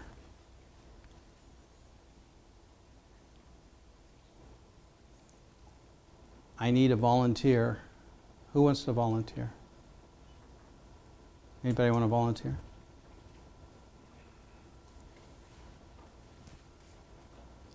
I'm not going to do anything that'll hurt you. I just need a human being. You ask about EMDR, I'm going to draft you. All right, just bring your chair right out here. Okay. We want to make sure the camera can see us. So much smile. And apparently the folks in the film class are going to edit this and turn it into some sort of production. Okay. So We're maybe gonna be famous? Maybe we're going to be on YouTube. So. All right. What I do is when I do eye movement desensitization reprogramming, I put my fingers right here. Hold your head steady. Take a big, big, deep breath. You were telling me about that traumatic event that you had the other day. Is that picture in your mind? Okay, just hold that picture in your mind, and you were telling me what you were thinking. Just follow my fingers. Hold your head steady now. And then hold your head steady. Okay. Go all the way back. Don't forget to breathe now. All right. Now, go ahead and take a big, deep breath. Now, that's the eyeball thing. Now, if she had been an actual patient, client, a folk that came to see me, what I'd be looking for is what's called vertical nystagmus. Anybody here a motor cop? Mm-hmm. That's the same thing they're looking for if they think you're intoxicated, just before they throw you in the hooscow. Mm-hmm. So if one of your brothers picks you up, don't visualize the hooscow, just look at the fingers when you're moving your eyes back and forth. You did great. Thank you. Okay. What that does is it isolates the left and right hemisphere of the brain. My extreme left visual field goes to my right brain, and it's an opposite for my right visual field. So it's cross-lateral. That gives us the stereoscopic visualization. Right hemisphere of the brain has the pictures. Left hemisphere has the language. And we talked about spreading activation. That's the first day you had in college, remember? You had those pictures pop up. What that does is it puts some language with the picture, and when you do the eye movement desensitization reprogramming, I'll see eyeballs bouncing when the two hemisphere information comes together. Boom, boom, boom, boom, boom. It's amazing. Doesn't that sound weird? As they're following your fingers, you can see the eyeballs? Yeah, it bounces. Well, that's good or bad? It's good. No, it's good. It's good unless you're wanting to pass the sobriety test. So what's the facts about the sobriety test? Why- Well, they just say when you have that vertical nystagmus, it's a sign that you're intoxicated. But it's because you've got a traumatic experience that you don't have words for, and these words are coming together, and that information is hooking up, and the eyeballs just go bounce, bounce, bounce. And I see it. And you know what? It's amazing. Does that sound kooky? Sounded kooky to me when I first heard about it. When they developed EMDR, they said, well, we don't know how it works, but try it anyway. It seems to help. And you know, son of a gun, it does, but at least there's some explanations now of why it works. It works because the left hemisphere and the right hemisphere are able to communicate with each other, and we're able to keep something in the smart brain. So the first thing is breathe. Second thing, you can do the eyeball thing, and there's home EMDR, which you can pick up, and then there's several different versions on YouTube. The guys and girls that are in my combat PTSD group, they are sold on it. Don't forget to do the eyeball thing. That's what everybody calls it, the eyeball thing. All right? So now you got a couple coping skills. You got 20 seconds to catch it, another 20 minutes to work with it. And then if it gets away from you and you have a big adrenaline dump, a wild ride, realize that you got 3.5 to 4.5 days of being uncomfortable. It's kind of like having the flu. The folks that I work with that have PTSD get to the point where they very rarely, I'm talking about once in 7 or 8 years, have a wild ride because they're able to catch stuff quickly. They learn to relabel the arousal reaction as, oh, I got the cues to catch this and cope with it. But if you can stop this 3.5, 4.5 day arousal pattern, which you can with just a little bit of information, you can really improve the quality of your life. They're still going to have that sense of dread in the morning. They're still going to have all these other experiences, but they're not going to have their life ruined by this chronic, heightened level of arousal. So I guess the key for them or veterans is to to recognize the triggers, or recognize when they're getting into that stage where they're not going to be able to go back. Right. For at least 3.5, 4 days. To recognize it and prevent it. Right. And if it gets away from them, if they use the coping skills, they can really reduce the severity. And then while they're on that wild ride, to realize that I can still keep the breathing, I can still do the eye movement thing. I'm just going to, I don't need to be running around with a lot of people. I need to just stay in a safe place. All right. Flashbulb memories to spontaneous flashbacks. We all have flashbulb memories. Like you remember if you got married. Anybody here get married? All right. I remember that a couple of times. Anyway, you know, I've got some. That second one is really a funny story. We went.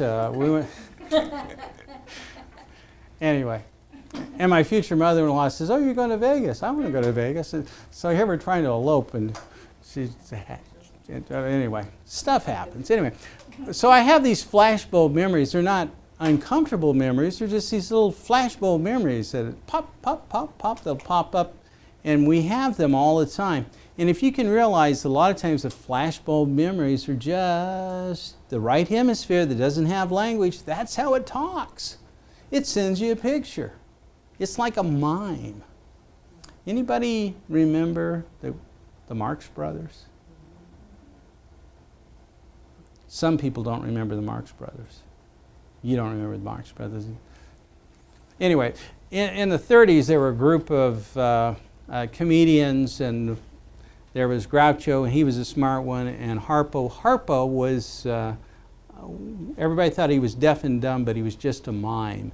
And there would be all these different stories. It doesn't matter, Night at the Opera, Duck Soup, Day at the Races. It was the same story. The wicked, evil, rich people were going to do something dastardly to poor people, and they made the mistake of talking about their nefarious plans in front of Harpo, who wasn't deaf and dumb. He was just mute. You know, he didn't talk. Well, you could tell he was a mime because he had white face paint and white gloves and everything. Anyway, he'd go back to his brothers, and he would through mime, he would let them know what was going on. And then, once Groucho, who was the smart one, would figure it out, Harpo would honk his horn, honk, honk. The right hemisphere of the brain is kind of like Harpo honking. It sends a picture. My chronic story is I'm at Albertsons shopping. Now, I'm a regular guy that's always fighting a little bit of the Battle of the Bulge. This wasn't a war story, it's just me, life. And I've discovered at Albertsons the checkout line straight ahead of where the ice cream and the candy, for some reason, there's less people there.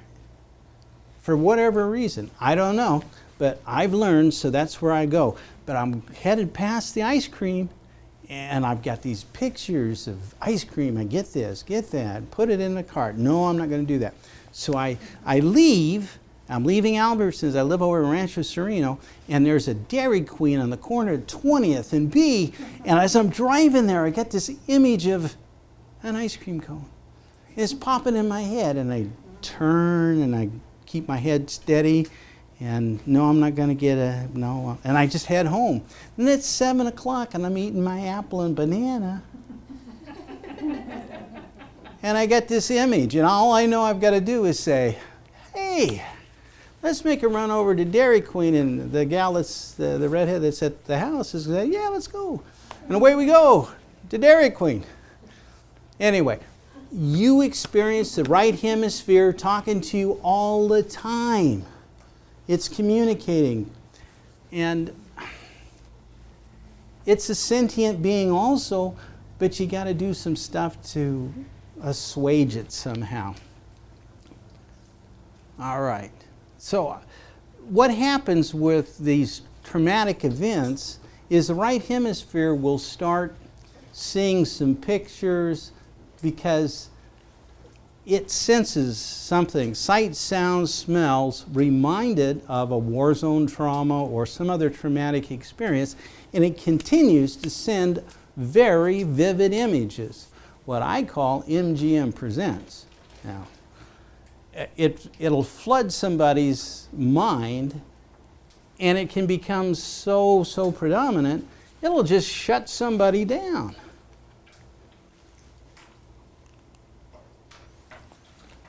Now there's cue-precipitated flashbacks. That's a sight, sound, smell, or something will trigger a flashback.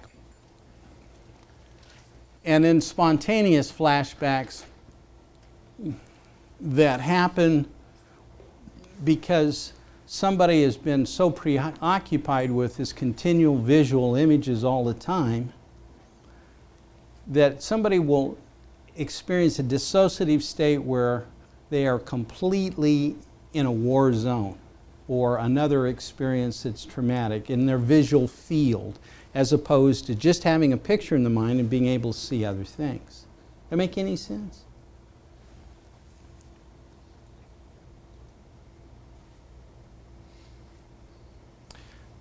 They call that a stress-activated memory system. Isn't that cute?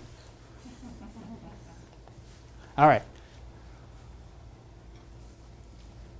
Here's another great great image that was done by my young friend who's now a major. And what this is the sequela of PTSD. The big line here is time. Priming events, traumatic events, and then how things kind of develop over a period of time. So if you don't get a handle on this, it's a disease model. Things get worse.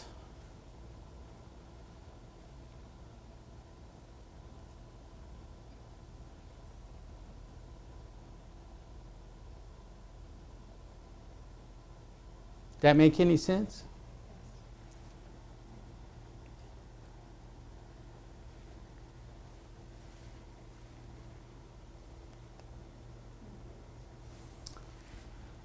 Finding an anchor,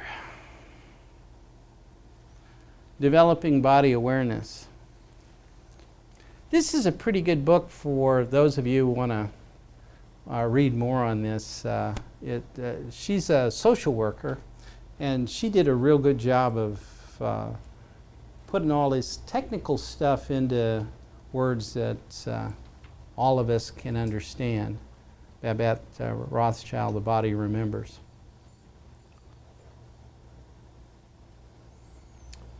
Developing body awareness implies a precise subjective consciousness of body sensations arising from stimuli that originate both outside and inside the body.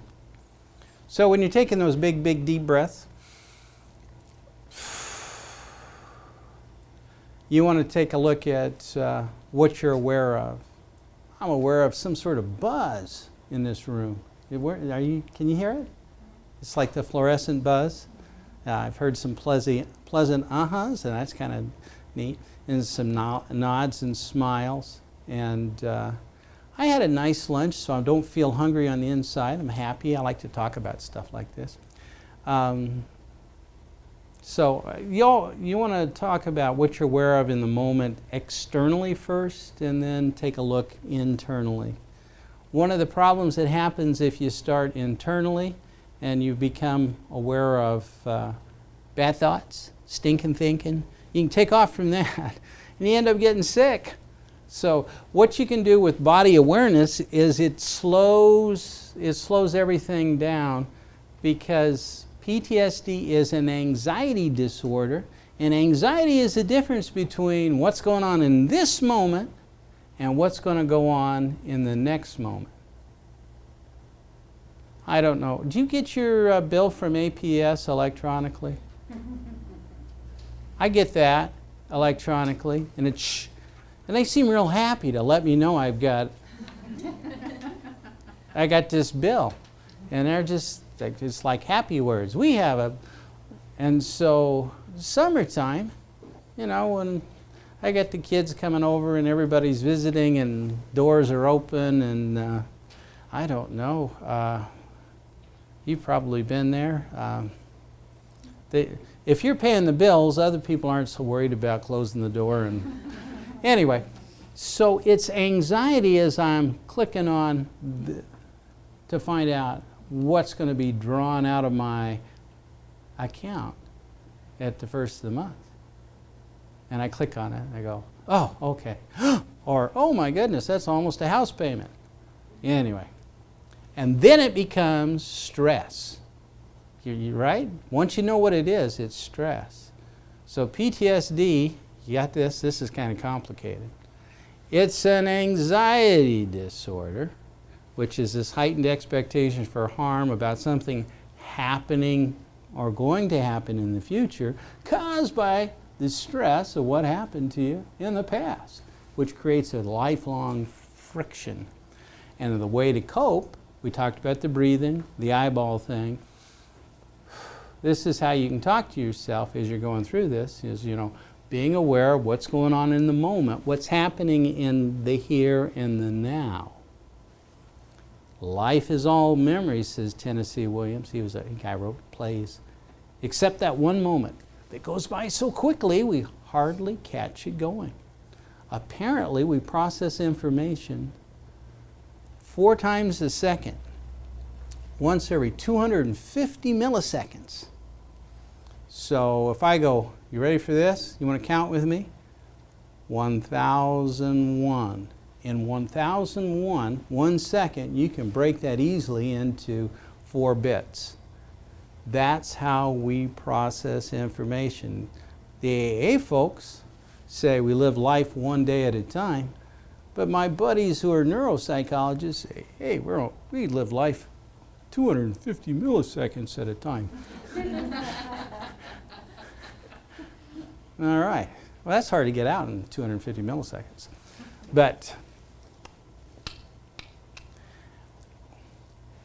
I'll give you some examples of that. Have you ever watched a Western and you're watching the wagon wheel go around just fine, and all of a sudden the wagon wheel looks like it's going backwards? That's because our brain doesn't process information quick enough to catch the wagon wheel going around. And if you've ever had a real crazy experience, time seems to slow down. That movie Saving Private Ryan, some of the combat scenes, they were doing that in slow motion. People speed up their perception of time so you can actually move faster than 2,500 milliseconds. You process in 125 milliseconds instead of 250 if you catch the math on that. So it slows time. The appearance is it feels like time is slowing down. So another way of coping is finding this body anchor. And if you can learn how to get your body comfortable and live in the moment in that 250 milliseconds, you can stop that whole chain, that arousal chain. There's a way of developing the body as an anchor, and relaxation techniques, visualization techniques. They've studied these relaxation techniques, and they say it doesn't do any good to do relaxation techniques for training purposes longer than 20 minutes 3 times a week.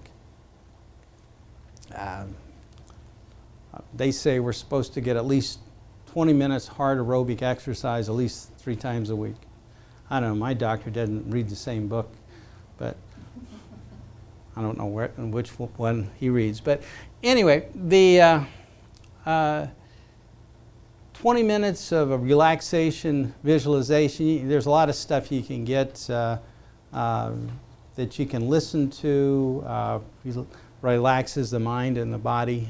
There's a bunch of stuff you can get free these days through YouTube that'll do that.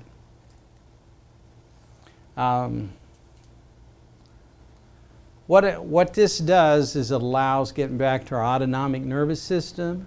Remember, the sympathetic is the one with stress. Parasympathetic part of the body of the autonomic nervous system is responsible for relaxing. Anybody ever been to the county fair and watched somebody get hypnotized? You seen it? This is amazing. I was never any good at hypnotism. I took a class. They gave me an A, but that was probably because I was getting coffee for the professor. But my hypnotism was part of my Gestalt therapy class. And this alpha state, which occurs just before you fall asleep, that's the part of the brain waves that they're working with when they're trying to get somebody to do things in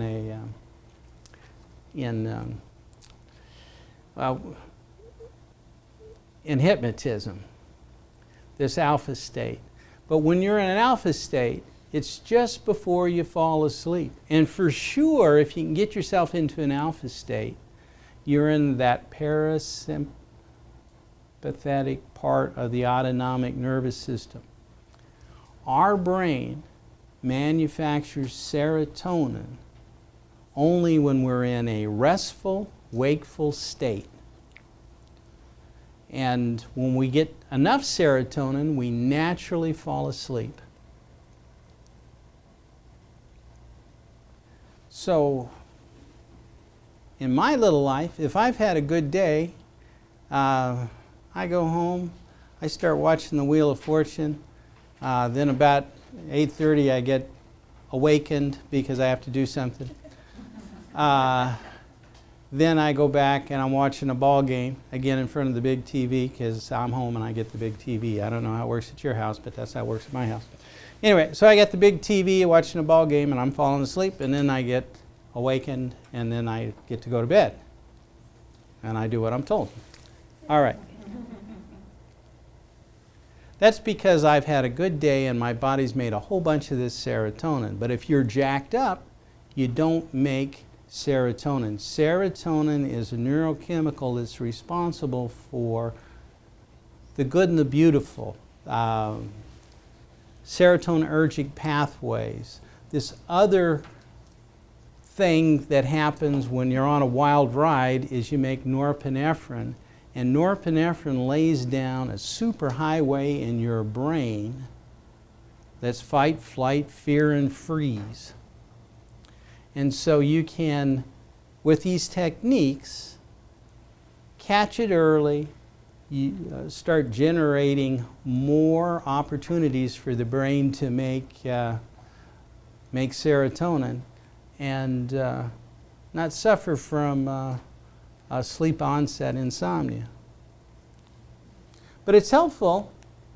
It's helpful to understand if you're having trouble falling asleep, to review what kind of day did I have. Well, you know, might have had difficulty with a coworker, a client, or somebody.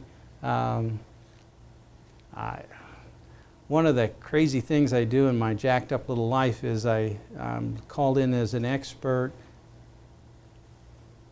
for court purposes, but it's divorce court work that will jack me up, because I don't know, kids are at stake and everything else, and no matter what you do, you just can't get it right, and it's no good.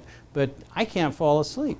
Well, then at least I can look back on my little day and I say, well, we had this happen, so I get out my electronic saxophone or do something for 20 minutes, and nobody can hear my electronic saxophone except me, because I got my earphones on and play it.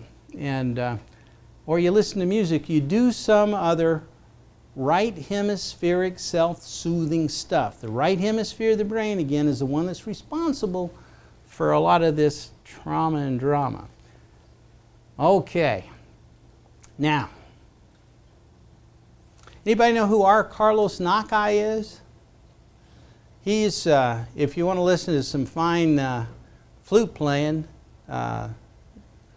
he's a member of the Colorado Indian tribes, just right up the road in Parker. His dad was a code talker during World War II. After World War II, the code talkers were given an opportunity to put in a lot of the irrigation system in the Parker Valley area. And R. Carlos Nakai's mom's a Paiute. And let me tell you, Navajos don't play those flutes. Those are Paiutes flutes. But anyway, because he's a Navajo guy, his heritage is that. So, be as one with all creation in beauty and harmony and peace, and may you walk your own road with a cool body. So, that's coming from a Native American that grew up with a bunch of real warriors.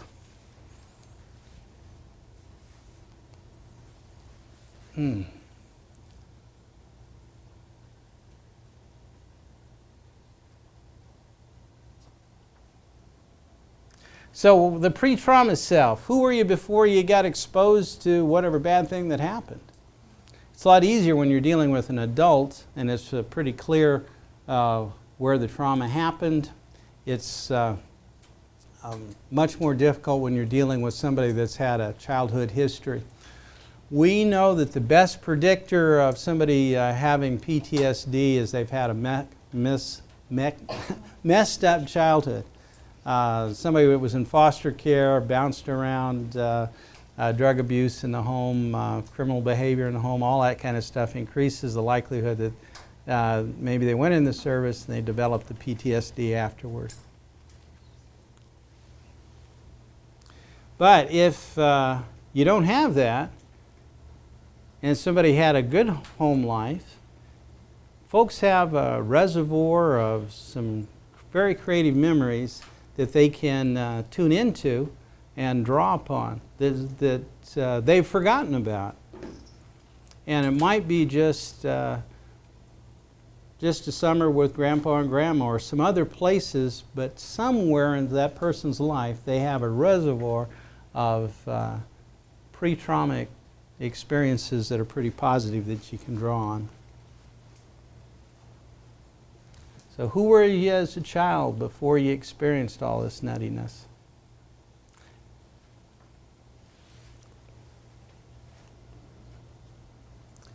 Harmony is this helpful notion of creating a balance between thoughts and feelings, bodily sensations, and what's going on around you. I grew up in Page, Arizona, which is right on the edge of the Navajo Nation, and when somebody was drinking too much, or they were stealing, or they were doing something bad, the Navajos would have a sing, and the medicine man, and they'd get together, and they thought if they could balance somehow, they'd take care of that problem. I don't know if it works or not. It's how they handle it.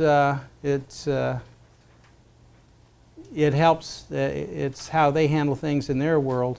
But it's helpful for us to be aware that some part of your life, if you're having trouble, might be out of balance, and some part of the person's life that you're dealing with might be out of balance. And I realize you're working a lot of them. Some of you working with veterans, some are working with probation officers. What's the most salient thing that's going on that is out of balance? It's if it's a drug problem, that's easy to identify. If it's an anger problem, at least you can identify that, but don't completely give up the anger. Remember, that can be a trigger.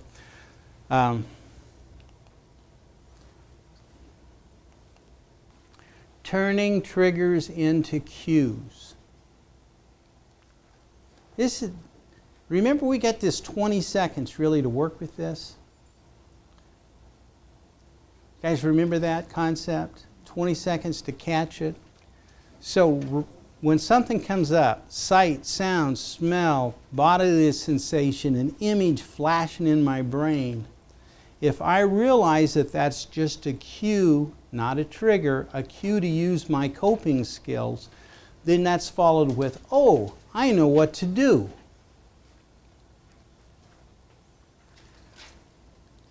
That turns into an action plan. The thing that happens without some intervention is that following a disease model, this stuff continues to get worse and worse and worse. And the most common way people handle this is to just get chronically very, very angry or very afraid, to use drugs or alcohol, to isolate from the community. But by using some of these coping techniques, you can prevent a lot of this stuff and really have a very normal life.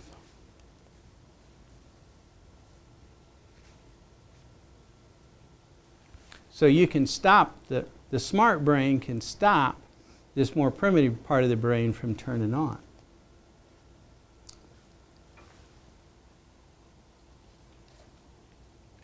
Developing defenses and improving affective tolerance. Affective tolerance means the ability to handle an uncomfortable emotion. You remember my gnat story? About how the gnats have feelings? How do you know they have feelings? Because we hooked them up to the machine and they said they do. All right. We have feelings, and they're there to compel us to do something. But it's not necessarily an all or none choice. Combat veterans, people with PTSD, have difficulty tolerating uncomfortable feelings. Particularly uncomfortable feelings that are not clearly defined. Being in a life and death situation is easy to understand. Riding your motorcycle 140 miles an hour is both thrilling and scary at the same time. It's easy to understand. Running with some bad guys doing a crime can be easy to understand, but it's the other stuff, the little stuff, where we have emotions that are uncomfortable, these folks have more difficulty with.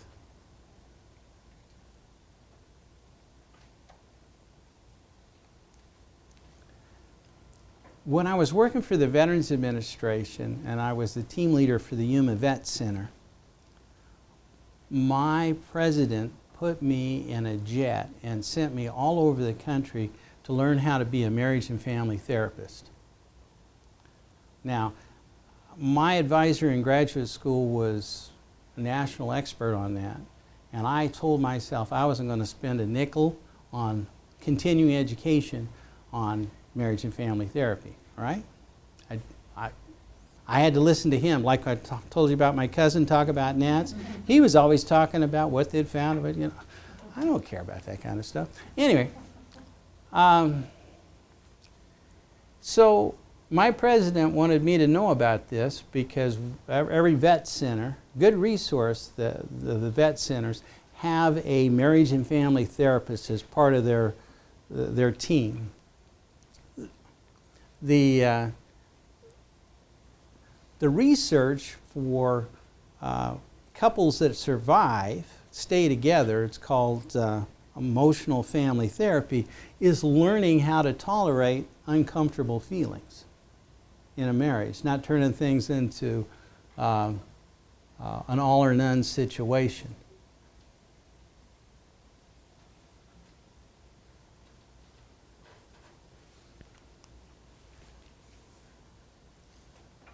So anyway, you can develop a whole bunch of skills on that. Hierarchy needs for combat PTSD and PTSD in general. All right. Can you see this? All right. This is our last slide, and then I'll let you go forth. And hierarchy of needs for combat PTSD and PTSD. Anybody ever hear of a social psychologist named Maslow? Maslow's hierarchy of needs? Well, he's got a different group of criteria here. But down at the bottom, he has a need for... No, Maslow's need is just shelter. Yeah, Maslow. This is actually B's chart, not Maslow's chart. Anyway, that means it has not been verified by any kind of research. Anyway, so Maslow has this need for safety, food and shelter. And then right above that is the need for respect and esteem. Well, why'd you go off on him? Because I was being disrespected. All right, well, okay. For combat veterans, people with PTSD, many times they really don't care what you think of them. Don't care. Who cares? I don't care. They have a basic need for survival. And if you're working with, say, a rape victim, a molest victim, many times they felt like they were going to survive, but they had a need for safety.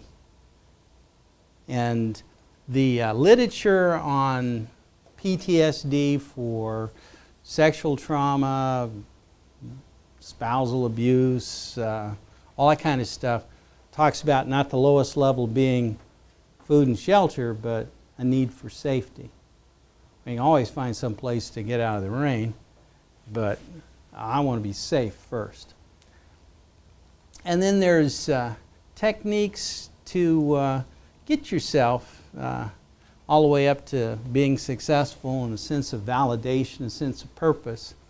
Down at the bottom are defense mechanisms based on blaming, complaining, procrastinating, setting bait for trouble, fighting with your neighbors. It's a good place to hold a grudge. Doesn't build a better relationship with other people. At the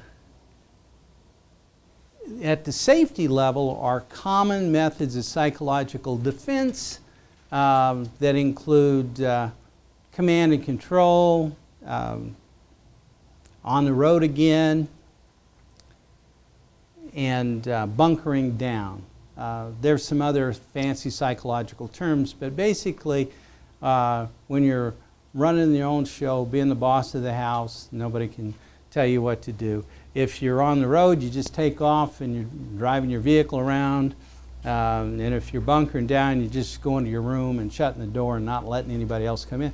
If you do those techniques every once in a while, you can get away with it. You're using them all the time, it wears thin on the other people in your life, but it's a lot better than blaming, complaining, procrastinating, setting bait for trouble, fighting with your neighbors. And up here at the top is this sense of validation, where you have a sense of self and the power of piddling and helping other people, and you feel validated by whatever it is that you're doing. And again, that's a way to be successful. Successful people are busy with other human beings building a better society as opposed to tearing it down.